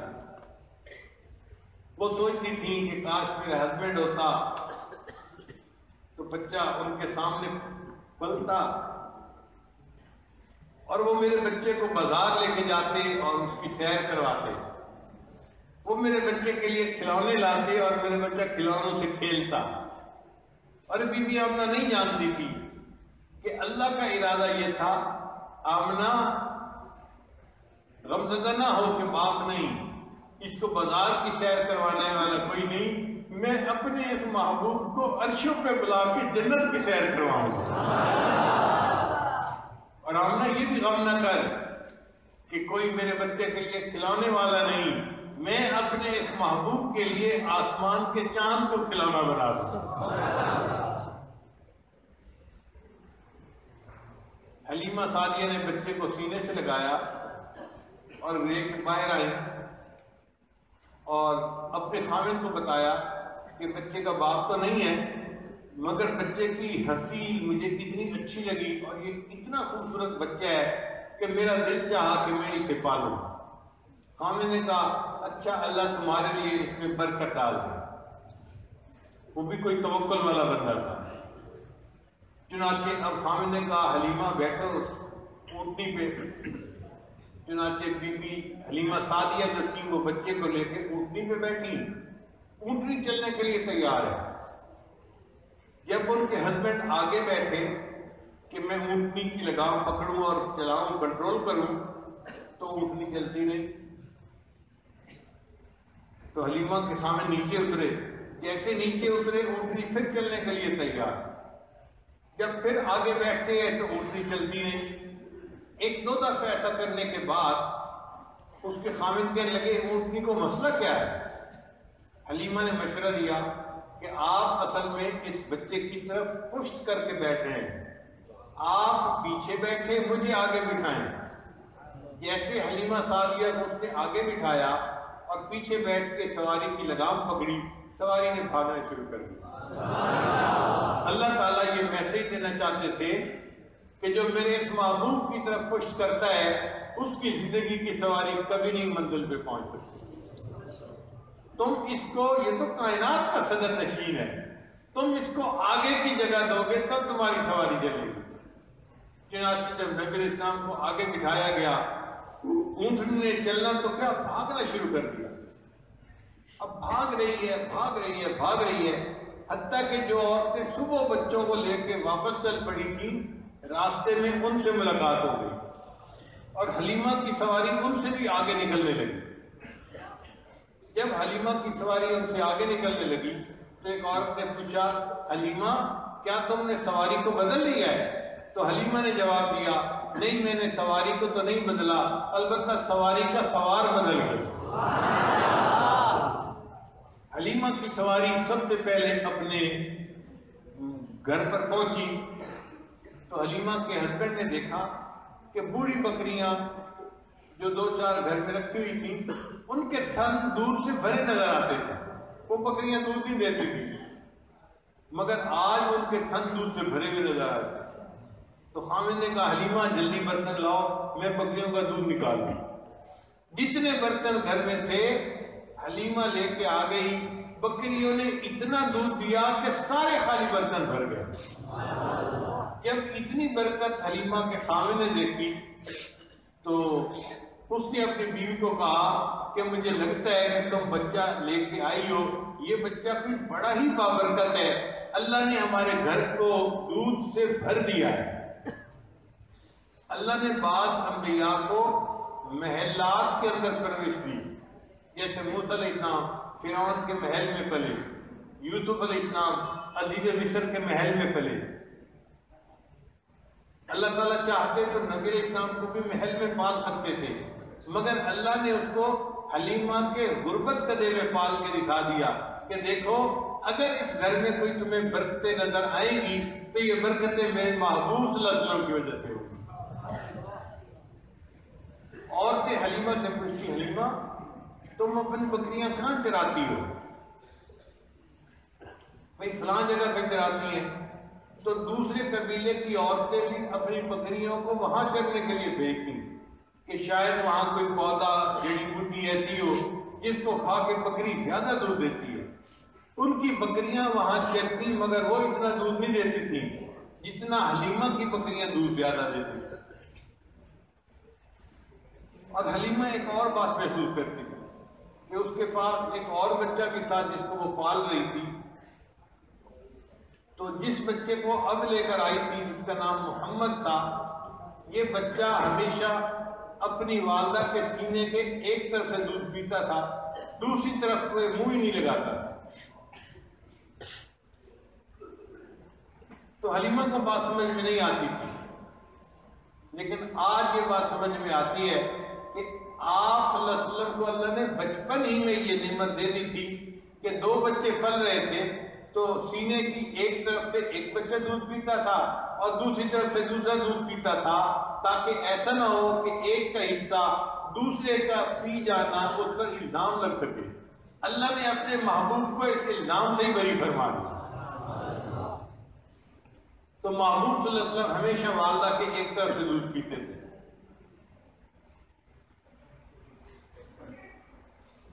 اب یہ بچہ حلیمہ سعدیہ کے گھر میں پلتا رہا۔ حلیمہ سعدیہ بھی کتنی مقدر والی ہے، اس پر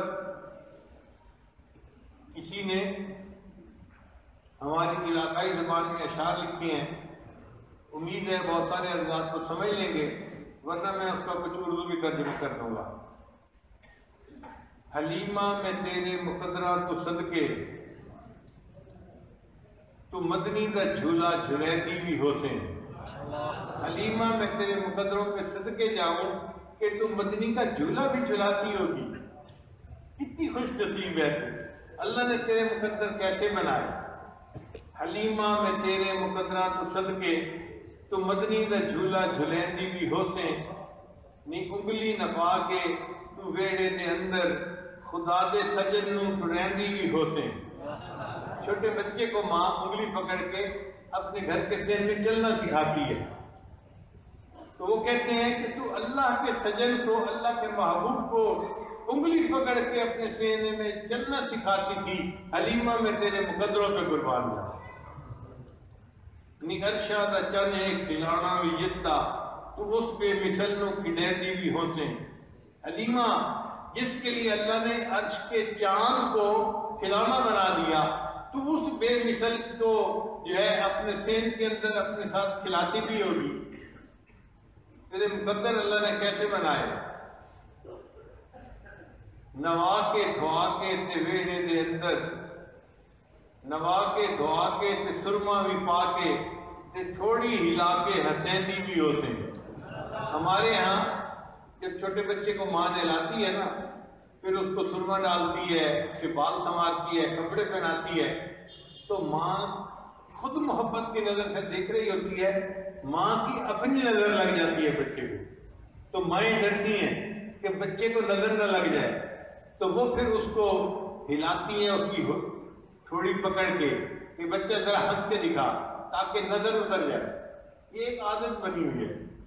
تو اس کی طرف شاعر نے اشارہ کیا کہ حلیمہ تو اس بچے کو نہلاتی ہوگی، کپڑے پہناتی ہوگی، سرما ڈالتی ہوگی، اور پھر اتنے خوبصورت بچے کو تو کہتی ہوگی ذرا ہنس کے دکھا، تو تجھے ان کے حسن کے دیکھنے کا کتنا مزہ آتا. زمانے دی کتیاں ہواواں دے کولوں، نبوت کے پھل نوں لکیندی بھی ہوسیں، اور زمانے کی گرم ہواؤں سے نبوت کے اس پھل کو تو بچاتی بھی ہوگی. تو کتنی خوش نصیب ہے. کدی نال تیرے نزاکت سونا، اور رشتہ بھی ہوسی منیندی بھی ہوسیں. یہ چھوٹے بچے کبھی کبھی اپنی ماں سے انداز میں روٹھ جاتے ہیں، تو ان کی مائیں ان کو مناتی ہیں، بیٹا اماں سے روٹھا نہیں کرتے، بیٹا کیوں خفا ہو گئے اپنی اماں سے، کیوں نہیں بات مان رہے، کیوں نہیں بات سن رہے، کیوں نہیں ریسپونڈ کر رہے. تو مائیں اپنے بچے کو مناتی ہیں. تو شاعر کہتا ہے حلیمہ سعدیہ تو کتنی خوش نصیب ہے، اگر یہ خوبصورت بچہ کبھی تجھ سے ناراض ہو جاتا ہوگا تو وہ کیسا لمحہ ہوتا ہوگا کہ تو پیار سے اس کو منا رہی ہوتی ہوگی.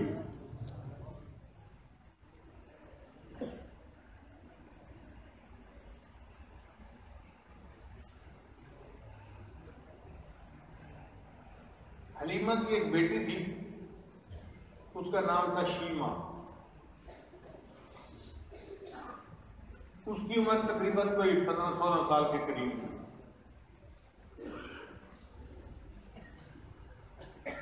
اس کے ذمہ تھا بکریاں چرانا. چنانچہ وہ اپنی بکریوں کو لے کے روزانہ باہر جاتی تھی اور بکریاں چرا کے واپس لاتی تھی. ایک دن صبح کے 11 بج گئے اور بکریاں چرنے کے لیے نہیں گئیں. تو حلیمہ بڑی حیران. اس نے شیما کو بلایا. شیما اتنا دن طلوع ہو گیا، دھوپ زیادہ ہو گئی، گرمی بڑھ گئی، اور آج تو نے بکریوں کو نکالا ہی نہیں چرنے کے لیے.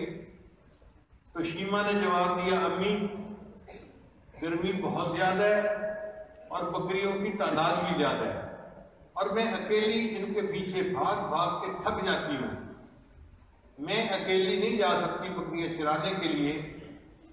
تو ماں نے کہا بیٹی تیرا باپ بھی بوڑھا ہے اور میں بھی بوڑھی ہوں، بیمار ہوں، ہم بوڑھے لوگ تو یہ کام کر نہیں سکتے، گھر میں تم ہی جوان العمر ہو، تم ہی یہ کام کر سکتی ہو.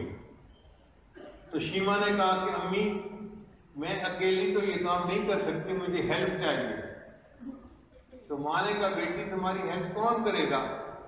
امی ایسا کرے یہ میرے بھائی محمد کو میرے ساتھ بھیج دے تو میں بکریاں چرا لوں گی.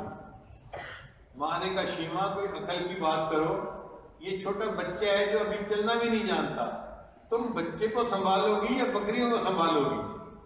تو اب شیما نے جواب دیا امی اگر بھائی کو بھیجو گی تو میں بکریوں کو سنبھال دوں گی، اگر نہیں بھیجے گی تو میں بکریوں کو بھی نہیں سنبھال سکوں گی. تو ماں نے ذرا قریب ہو کے پیار سے پوچھا بیٹی آخر تو مجھے اندر کی بات بتاؤ، مسئلہ کیا ہے؟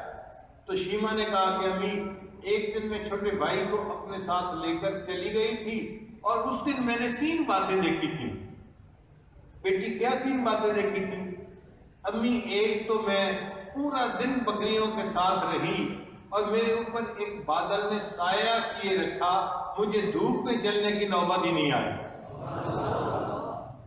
اور دوسری بات میں نے دیکھی کہ میں اپنے بھائی کو لے کر بیٹھی ہوئی تھی، ایک راہب ادھر سے گزرا، اس نے میرے بھائی کو دیکھا اور اس کا نام پوچھا اور مجھے کہنے لگا کہ مجھے لگتا ہے کہ تمہارا بھائی بڑا ہو کر بڑی شخصیت بنے گا. امی مجھے اپنے بھائی کی یہ تعریف سن کے بڑا اچھا لگا تھا. اور امی تیسری بات کیا بتاؤں؟ ماں نے پوچھا بیٹا بتا دو. کہنے لگے امی میں بھائی کو لے کر گئی اور جس چراگاہ میں بکریوں نے چرنا تھا بکریوں کو چرنے کے لیے چھوڑ دیا اور خود ایک جگہ اپنے بھائی کو گود میں لے کر میں بیٹھ گئی، تو میں نے دیکھا کہ میری بکریاں دور کہیں نہیں گئیں، قریب قریب چرتی رہی۔ جب پیٹ بھر گئے تو یہ آ کر جہاں میں بیٹھی تھی وہاں قریب گھیرا بنا کر بیٹھ گئی۔ باقی پورا وقت میں اور بکریاں بس اس بھائی کا چہرہ ہی دیکھتی رہی، تو مجھے بھاگنا نہیں پڑا بچیوں کے پیچھے۔ اس لیے بھائی کو بھیجے گی تو میں بکریاں چرا لوں گی، ورنہ میں بکریاں نہیں چرا سکتی۔ اللہ نے اپنے پیارے حبیب صلی اللہ علیہ وسلم کو ایسا حسن و جمال عطا کیا تھا، انسان تو انسان، بکریاں بھی اس حسن کی عاشق تھی، جانور بھی اس حسن کے عاشق تھے، اور نبی اسلام کے چہرے کو بیٹھ کے دیکھتے رہتے۔ جب بچے کی عمر 4 سال ہو گئی تو حلیمہ سعدیہ نے سوچا اب بچہ بڑا ہو گیا ہے، چلتا پھرتا دوڑتا بھاگتا ہے، اب میں اس کی والدہ کے حوالے کروں۔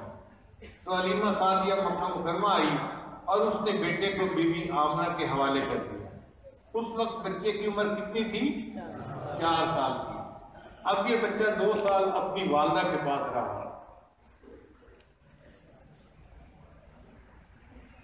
بچے نے اپنے باپ کو تو دیکھا نہیں تھا، اپنے والد گرامی کو تو دیکھا نہیں تھا، تو بچے کی تمام محبتوں کا مرکز اس کی ماں تھی، یعنی باپ والی محبت بھی ماں سے تھی اور ماں والی محبت بھی ماں سے تھی۔ بچے کی محبتوں کا کل مرکز اس کی ماں تھی، تو بچہ اپنی ماں کی گود میں اب پل رہا تھا اور اب اس کو ماں کی شفقت ملی، محبت ملی۔ 2 سال وہ بچہ اپنی ماں کے ساتھ رہا۔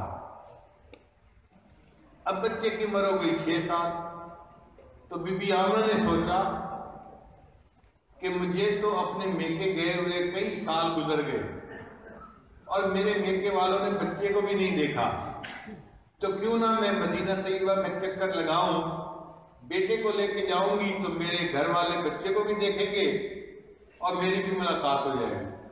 چنانچہ بی بی آمنہ نے حضرت عبد المطلب سے بات کی، انہوں نے بھی اجازت دے دی کہ ہاں بیٹا تمہیں بہت دیر ہو گئی گھر گئے ہوئے، اب تم بچے کو لے جا سکتی ہو۔ چنانچہ بی بی آمنہ ان کے ساتھ ایک باندی تھی اور یہ چھوٹا بچہ تھا جس کی عمر 6 سال تھی۔ یہ مکہ سے مدینہ کی طرف سفر کر کے آئے۔ مدینہ میں جس نے بھی اس بچے کو دیکھا وہ تو حسن و جمال کو دیکھ کے فریفتہ ہی ہو گیا، ہر بندہ تعریف کر رہا تھا، آمنہ تیرا بیٹا تو بہت خوبصورت ہے، بہت خوبصورت ہے۔ کوئی عورت کہتی میرا تو دل چاہتا ہے میں اس کو دیکھتی ہی رہوں، کوئی چاہتی کہ میرا دل چاہتا ہے اس کو اٹھاؤں اور سینے سے لگا لوں، کوئی کہتی میرا دل چاہتا ہے میں اس کو گود میں لے کے بیٹھی رہوں۔ تو ہر عورت اپنے اپنے جذبات کا اظہار کرتی اور بی بی آمنہ کو خوشی ہوتی کہ اللہ نے میرے بیٹے کو کیا حسن و جمال عطا کیا۔ چنانچہ سب گھر والوں سے ملاقات ہو گئی اور ایک دن بی بی آمنہ نے سوچا کہ میں جاؤں اپنے خامد کی قبر پہ دعا کے لیے۔ چنانچہ نبی علیہ السلام کی عمر 6 سال تھی، 6 سال کا بچہ چھوٹا ہوتا ہے، اس کو پتہ نہیں ہوتا پورا۔ چنانچہ انہوں نے بچے کو ساتھ لیا اور ساتھ لے کر ایک قبر پر گئی۔ حضرت عبداللہ کی قبر یہاں مسجد نبی کا محراب والی سائڈ ہے نا، وہاں رائٹ سائڈ پر ایک جگہ ہے جو علماء جانتے ہیں۔ اب وہ جگہ حرم نبی کے اندر آ گئی ہے، پہلے مدینہ کی باہر ہوتی تھی، تو بہرحال وہاں قبر بنی ہوئی تھی۔ تو بی بی آمنہ آئی اور اس قبر کے قریب کھڑے ہو کر وہ پتہ نہیں اپنے دل میں کیا سوچتی نہیں، مگر ان کی آنکھوں سے آنسو ٹپکنے لگے۔ ہم اپنے دل میں سوچیں نا کہ بی بی آمنہ کیا سوچ رہی ہوں گی، تو دل کہتا ہے کہ بی بی آمنہ دل میں حضرت عبداللہ سے ہم کلامی کر رہی ہوں گی کہ آپ تو مجھ سے وعدہ کر کے گئے تھے کہ جب میں لوٹ کے شام کے سفر سے واپس آؤں گا آمنہ تم نے دروازے کے قریب میرا استقبال کرنا ہے، اور عبداللہ میں تو سارا دن انتظار میں بیٹھی رہی آپ نہ آئے، اور آپ نے تو مدینے میں ہی ڈیرے لگا لیے، اور آپ نے تو اس امانت کو بھی نہیں دیکھا جو اللہ نے میرے سپرد کی تھی۔ کاش آپ اس وقت زندہ ہوتے اور میرے بیٹے کے حسن و جمال کو دیکھتے تو آپ کا دل خوش ہو جاتا۔ ابھی بھی آمنہ جب یہ باتیں سوچ رہی ہوگی تو ان کی آنکھوں میں آنسو آ گئے ہوں گے۔ نبی اسلام فرماتے ہیں کہ مجھے یہ نہیں پتا کہ میری والدہ کیوں رو رہی تھی، بس اتنا یاد ہے کہ اپنی والدہ کو روتے دیکھ کر میں بچہ تھا، میں بھی رونے لگ گیا۔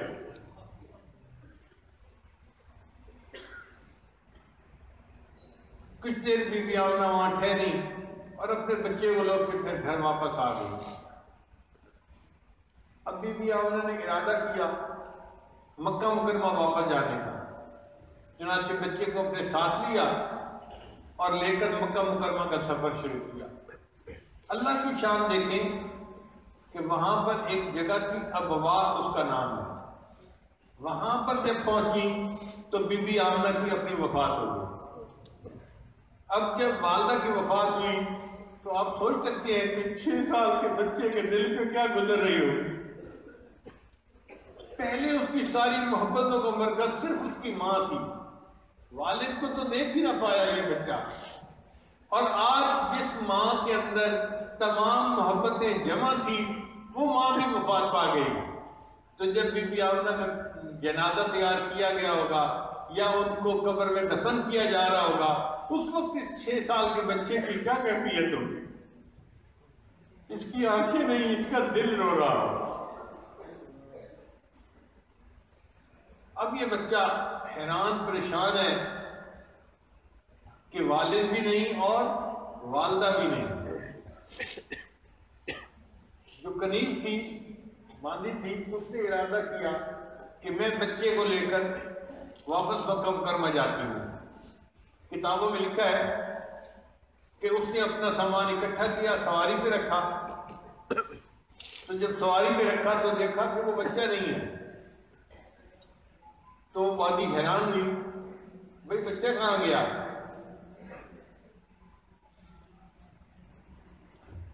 تو بچے کو ڈھونڈنے نکلے تو وہ بچہ وہاں سے دوڑ کر اپنی والدہ کی قبر کے قریب آ کر بیٹھا ہوا تھا۔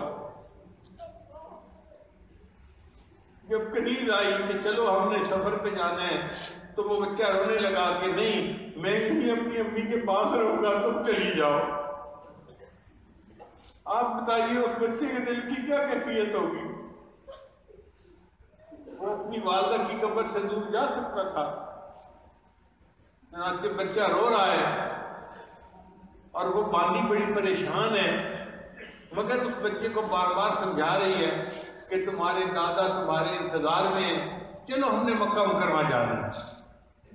بہرحال اس بچے نے صبر کیا اور اس باندھی کے ساتھ وہ پھر سفر پہ روانہ ہو گیا۔ اب مکہ مکرمہ کا حال سن لیجیے۔ حضرت عبداللہ نے ان کو اجازت دی تھی بالفرض 1 مہینے کی، مثال دے رہا ہوں۔ تو جب مہینے کی مدت پوری ہو گئی تو عبد المطلب اپنے پوتے کو دیکھنے کے لیے اداس تھے، اس کو بہت مس کرتے تھے۔ روزانہ صبح ناشتہ کرنے کے بعد جو مکہ مکرمہ سے آنے والا راستہ تھا نا، وہ اس میں ایک چٹان کے اوپر جا کر بیٹھ جاتے اور آنے والوں کو دیکھتے کہ کب میری بہو آئے گی اور میرے پوتے کو لائے گی اور میں اپنے پوتے کو دیکھ سکوں گا۔ مسافر آتے تھے مگر بچہ اور اس کی والدہ نہیں آتے تھے، تو حضرت عبد المطلب روزانہ دل میں پریشان ہوتے کہ پتہ نہیں خیریت ہو، کیوں نہیں آ رہے، وعدہ کر کے گئی تھی میری بہو، آ کیوں نہیں رہی۔ انتظار کرتے کرتے ایک دن حضرت عبد المطلب نے دیکھا کہ ایک عورت سواری پہ سوار ہے اور ایک بچہ چھوٹا اس کے ساتھ سوار ہے جو آ رہا ہے۔ تو عبد المطلب کو دل میں تھوڑی تسلی ہوئی کہ میری بہو اپنے بیٹے کو لے کے آ گئی ہے، لیکن جب وہ سواری سے اتری تو دیکھا کہ وہ تو باندھی تھی۔ تو حضرت عبد المطلب حیران ہوئے، اس باندھی سے پوچھا کہ اس بچے کی والدہ کہاں ہے؟ تو باندھی کی آنکھ میں آنسو آ گئے کہ بچے کا والد تو پہلے ہی فوت ہو چکا تھا، اب راستے میں بچے کی والدہ بھی فوت ہو گئی، اب یہ بچہ صرف آپ ہی کے حوالے ہے۔ تو حضرت عبد المطلب نے اس بچے کو سینے سے لگایا اور نبی علیہ السلام کو اپنے دادا کی وہ محبت اور شفقت پھر وہاں کرا کر ملی۔ اللہ کی جان دیکھیے جب محبوب کی عمر 8 سال کی ہوئی، 2 سال اور گزرے تو دادا کی بھی وفات ہو گئی۔ والد کی وفات ولادت مبارکہ سے پہلے ہو چکی تھی، پھر جب 6 سال کی عمر تھی تو والدہ کی وفات ہو گئی، جب 8 سال کی عمر تھی تو دادا کی وفات ہو گئی۔ 3 تو ہستیاں تھیں جن سے محبت تھی، اور تینوں کی محبتیں اللہ نے چھین لی، تینوں سہارے اللہ نے چھین لی۔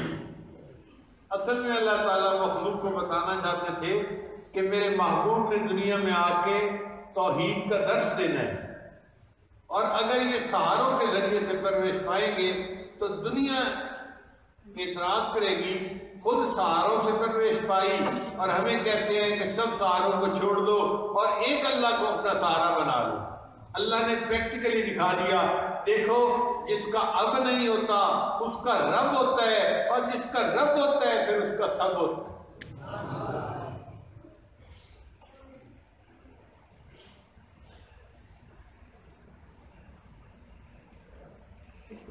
پھر نبی علیہ السلام کے دادا کی وفات کے بعد آپ اپنے چچا ابو طالب کے پاس رہے، ان کی سرپرستی میں رہے۔ جب آپ کی عمر مبارک 25 سال ہوئی تو اس وقت آپ کا نکاح ہوا، اور ابو طالب نے آپ کے نکاح کا خطبہ پڑھا۔ پھر جب نبی علیہ السلام کی عمر مبارک 40 سال ہوئی تو آپ صلی اللہ علیہ وسلم غار حرا میں تشریف لے جاتے تھے اور وہاں بیٹھ کر اللہ کی عبادت کیا کرتے تھے۔ غار حرا میں کیا عبادت تھی؟ قرآن تو بھی اترا نہیں تھا، نماز تو بھی فرض ہوئی نہیں تھی، تو جب نہ نماز تھی نہ قرآن تھا تو غار حرا میں کون سی عبادت کرتے تھے؟ کبھی سوچا آپ نے؟ محدثین نے لکھا ہے کہ اللہ کی آیات میں تفکر کیا کرتے تھے، اللہ کا ذکر بیٹھ کر کیا کرتے تھے۔ تو نبی علیہ السلام غار حرا میں بیٹھ کر گویا مراقبہ کیا کرتے تھے، اللہ کو یاد کیا کرتے تھے، یہی آپ کی عبادت تھی۔ تو اس وقت قرآن مجید اترنا شروع ہوا اور نبی علیہ السلام کو اللہ نے نبوت کے اظہار کا حکم فرمایا۔ چنانچہ نبی علیہ السلام تشریف لائے مکہ مکرمہ میں اور نبوت کا اظہار فرمایا۔ آپ کی بیوی خدیجہ کبریٰ رضی اللہ تعالیٰ عنہ آپ پر فوراً ایمان لے آئے، پھر حضرت زید عنہ ایمان لے آئے، حضرت علی عنہ ایمان لے آئے، دوستوں میں سب سے پہلے سیدنا صدیق عنہ ایمان لائے۔ لوگوں نے کہا کہ جی گھر کے لوگ تو بات مان ہی لیتے ہیں، اپنے جو ہوتے ہیں، اس لیے بیوی کا ایمان لانا یا بچے کا لانا یا غلام کا لانا یا کزن کا لانا وہ کوئی حیثیت نہیں رکھتا۔ اصل بات یہ ہے کہ ان کے دوستوں میں سے جو ایک وقت کے بزنس مین تھے، ایک معزز بندے تھے کراچی کے، جو سردار شمار کیے جاتے تھے، سیدنا صدیق اکبر عنہ وہ ایمان لائے، اس لیے صدیق عنہ جو ہے وہ ایمان لانے میں امت میں سب سے اول نمبر پر کہلائے۔ ان کے ایمان کی ایک وقت تھی، اس لیے ابو بکر صدیق عنہ کے بارے میں کہا جاتا ہے کہ جی سب سے پہلے وہ ایمان لے آئے۔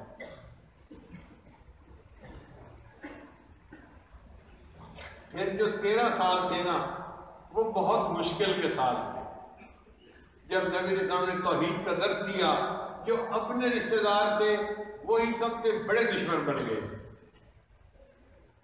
دیکھا جو تیر کھا کے کمیگاہ کی طرف، دیکھا جو تیر کھا کے کمیگاہ کی طرف، اپنے ہی دوستوں سے ملاقات ہو گئی۔ اپنے ہی رشتہ دار تھے جو آپ صلی اللہ علیہ وسلم کی جان کے دشمن ہو گئے۔ ابو جہل بھی رشتہ دار تھا، ابو لہب بھی رشتہ دار تھا، اور ابو لہب کی بیوی جو تھی وہ تو آپ کی چچی تھی، وہ سب سے بڑی مخالف تھی، ایسی بدبخت عورت تھی، نبی علیہ السلام کو بہت ایذا پہنچاتی تھی۔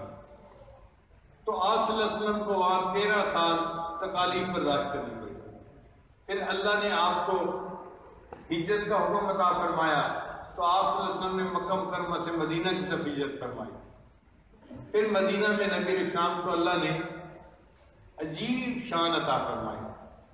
بدر کی جنگ میں فتح عطا ہوئی اور کفار گھٹتے رہے، مسلمان بڑھتے رہے، اور اللہ نے جو وعدہ کیا تھا ان الذی فرض علیک القرآن لَرَادُكَ إِلَىٰ مَعَادٍ. تو اللہ نے ایک وہ دن بھی دکھایا جب نبی اسلام مکہ مکرمہ میں فاتح بن کر داخل ہوئے.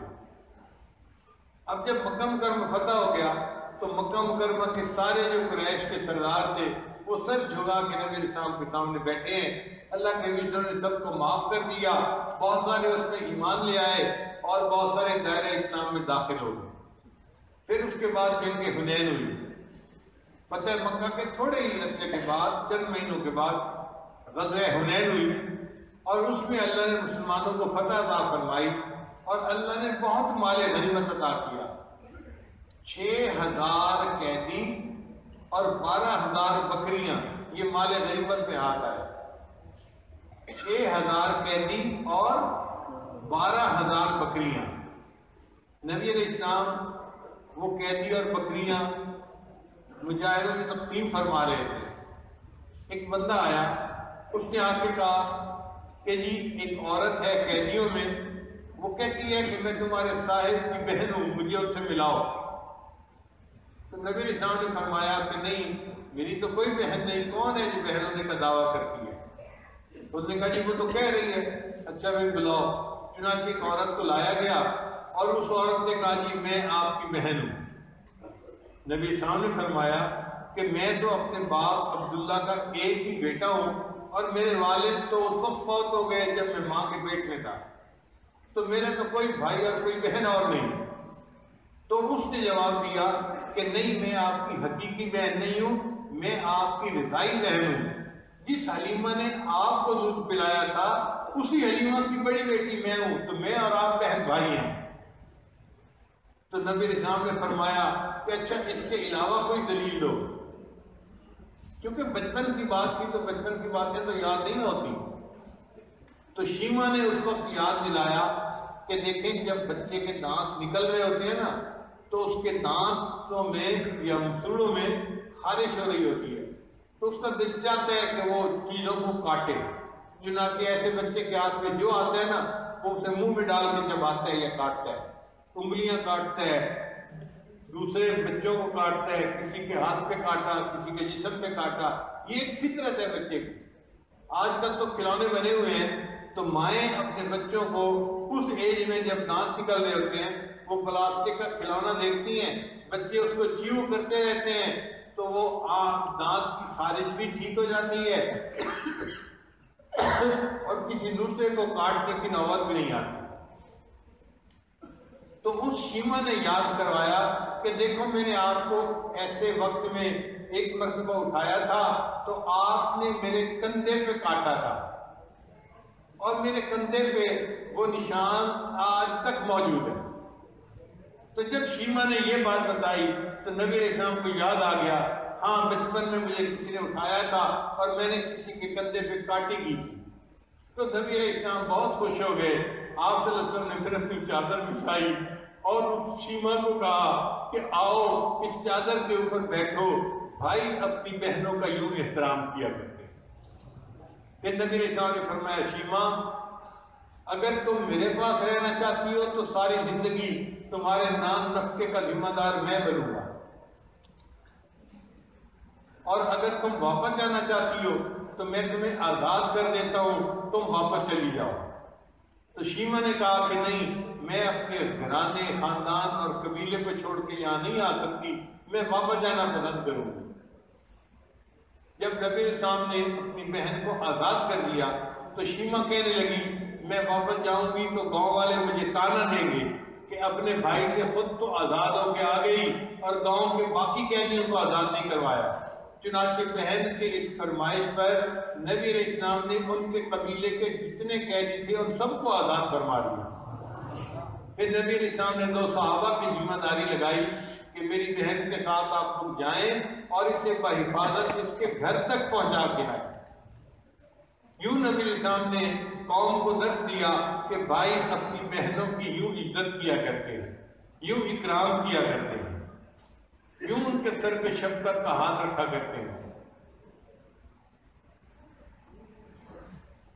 اس وقت پھر شیما نے کہا کہ میرے بھائی جب تو چھوٹا تھا تو میں آپ کو اپنی گود میں لے کے بہلایا کرتی تھی، اور میں نے آپ کے لیے ایک لوری بنائی ہوئی تھی.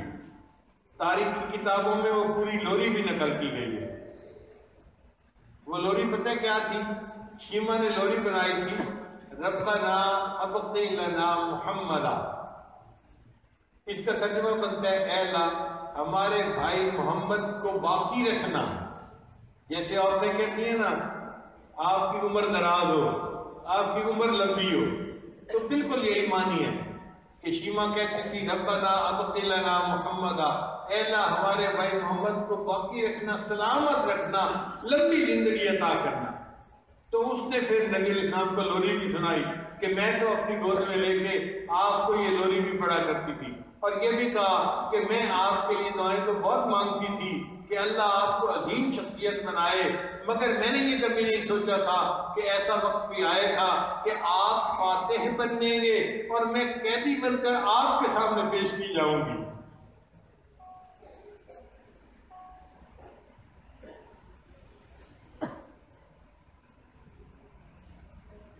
اے رسول امین خاتم المرسلین، تجھ سا کوئی نہیں، تجھ سا کوئی نہیں، تیرا سکہ رواں کل جہاں میں ہوا، اس زمین میں ہوا، آسمان میں ہوا، کیا عرب کیا عجم سب ہے زیر نگی، تجھ سا کوئی نہیں، تجھ سا کوئی نہیں. اللہ نے اپنے محبوب صلی اللہ علیہ وسلم کو دین اور دنیا ہر چیز کی شاہی عطا فرمائی. اللہ نے اپنے محبوب صلی اللہ علیہ وسلم کو ہر صفت عطا فرما کر دنیا میں بھیجا. جو صفت بندے کے اندر پاسبل ہو سکتی ہے نا، اللہ نے ہر وہ صفت اپنے محبوب کو دے کر دنیا میں بھیجا.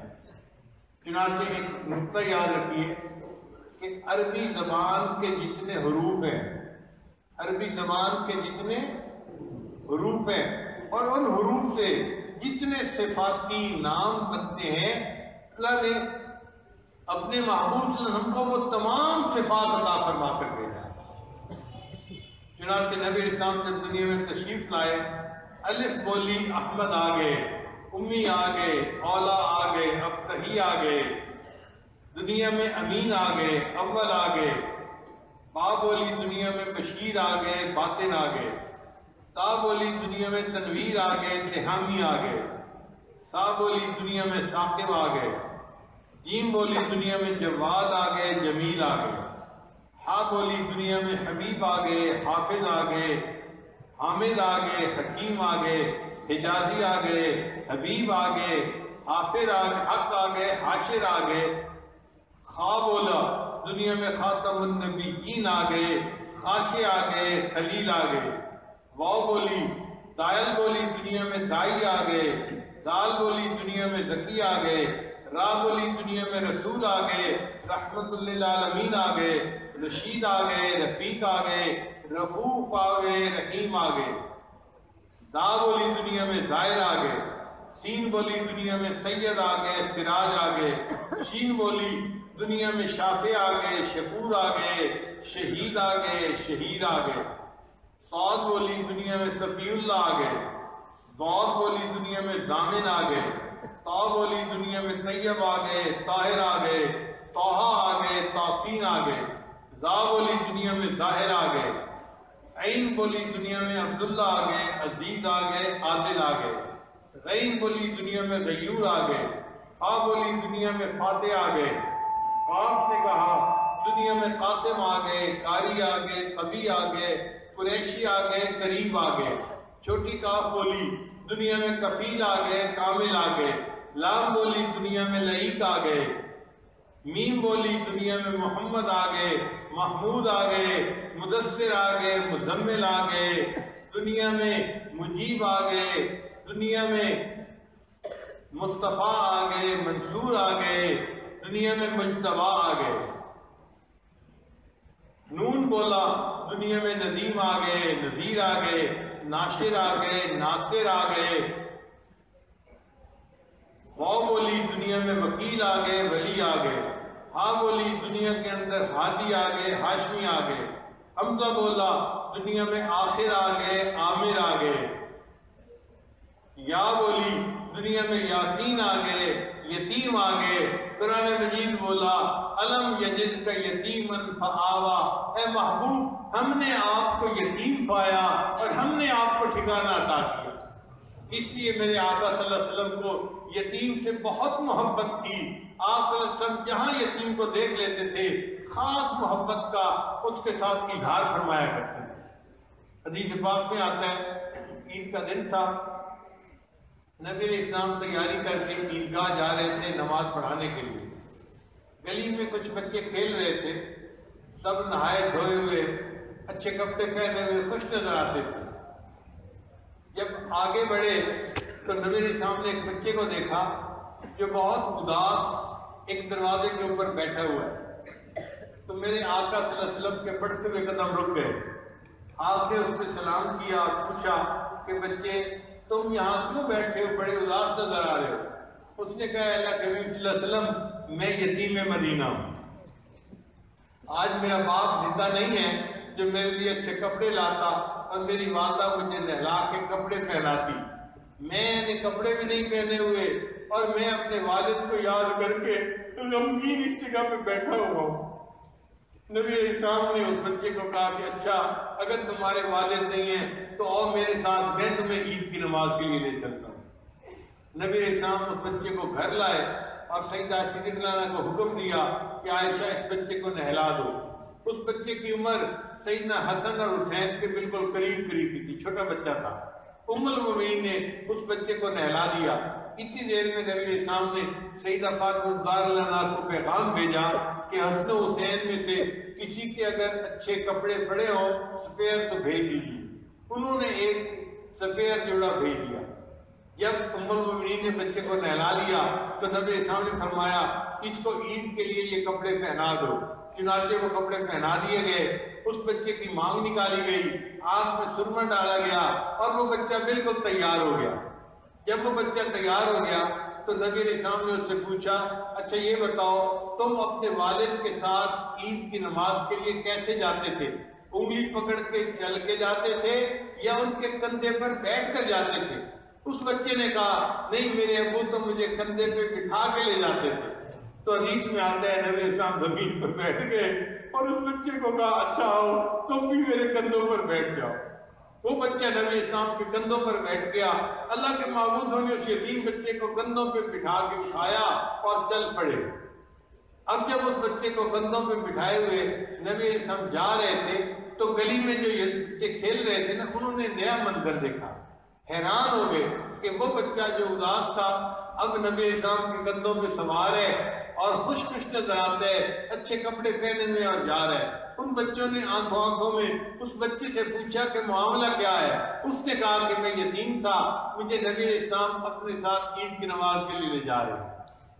وہ جو بچے کھیل رہے تھے نا ان میں سے ایک بچے نے ٹھنڈی سانس لی اور دل میں اور کہنے لگا کاش کہ میں بھی یتیم ہوتا اور اللہ کے محبوب مجھے بھی کندھوں پہ اٹھا کے عیدگاہ لے جاتے۔ نبی علیہ السلام نے یتیم کی ایسی محبت دلوں میں پیدا کی۔ حدیث پاک میں آتا ہے جب نبی علیہ السلام عیدگاہ میں پہنچے تو وہ بچہ کندھوں سے اتر کے زمین پر بیٹھنے لگا۔ نبی علیہ السلام نے ارشاد فرمایا نہیں آج تو زمین پہ نہیں بیٹھے گا بلکہ منبر پر جہاں میں بیٹھوں گا وہاں تو بھی بیٹھے گا۔ نبی علیہ السلام نے اس یتیم بچے کو منبر پر اپنے ساتھ بٹھایا، پھر اس کے سر پر نبی علیہ السلام نے مبارک ہاتھ رکھا اور فرمایا کہ لوگوں جو بندہ یتیم بچے کے سر پہ ہاتھ رکھتا ہے ہاتھ کے نیچے جتنے بال ہوتے ہیں اللہ اتنی نیکیاں اس کے نام اعمال میں لکھ دیا کرتے ہیں۔ تو میرے آقا صلی اللہ علیہ وسلم نے یتیم کے ساتھ محبت کے اظہار کا یہ طریقہ دنیا کو سکھایا۔ آپ صلی اللہ علیہ وسلم یتیم تھے، اللہ نے آپ کو اس حال میں پالا تھا، آپ صلی اللہ علیہ وسلم کو یتیموں سے بہت محبت کی۔ اللہ کرے آج ہمارے معاشرے میں ہم بھی یتیموں سے ایسی محبت کرنے والے بن جائیں۔ دیکھنے میں تو یہ آتا ہے کہ جس بھائی کا جو بھائی موت ہوتا ہے اس کے یتیم بچوں کی وراثت اس کے دوسرے بھائی قبضے میں لے جاتے ہیں، وہ یتیم بچوں کو ان کا اصلی حق بھی نہیں دیتے۔ محبت اور شفقت آج رکھنا تو کجا ان کو پرایوں کی طرح بھی نہیں پوچھتے۔ اللہ تعالیٰ ہمیں سمجھ عطا فرمائے۔ اور یتیموں سے سچی محبت عطا فرمائے، اور ہمارے آقا اور سردار ان کے اخلاق اللہ ہمارے اندر پیدا فرمائے، اور ہمیں ایک اچھا فرد بن کر زندگی گزارنے کی توفیق عطا فرمائے۔ وآخر دعوانا ان الحمد للہ رب العالمین۔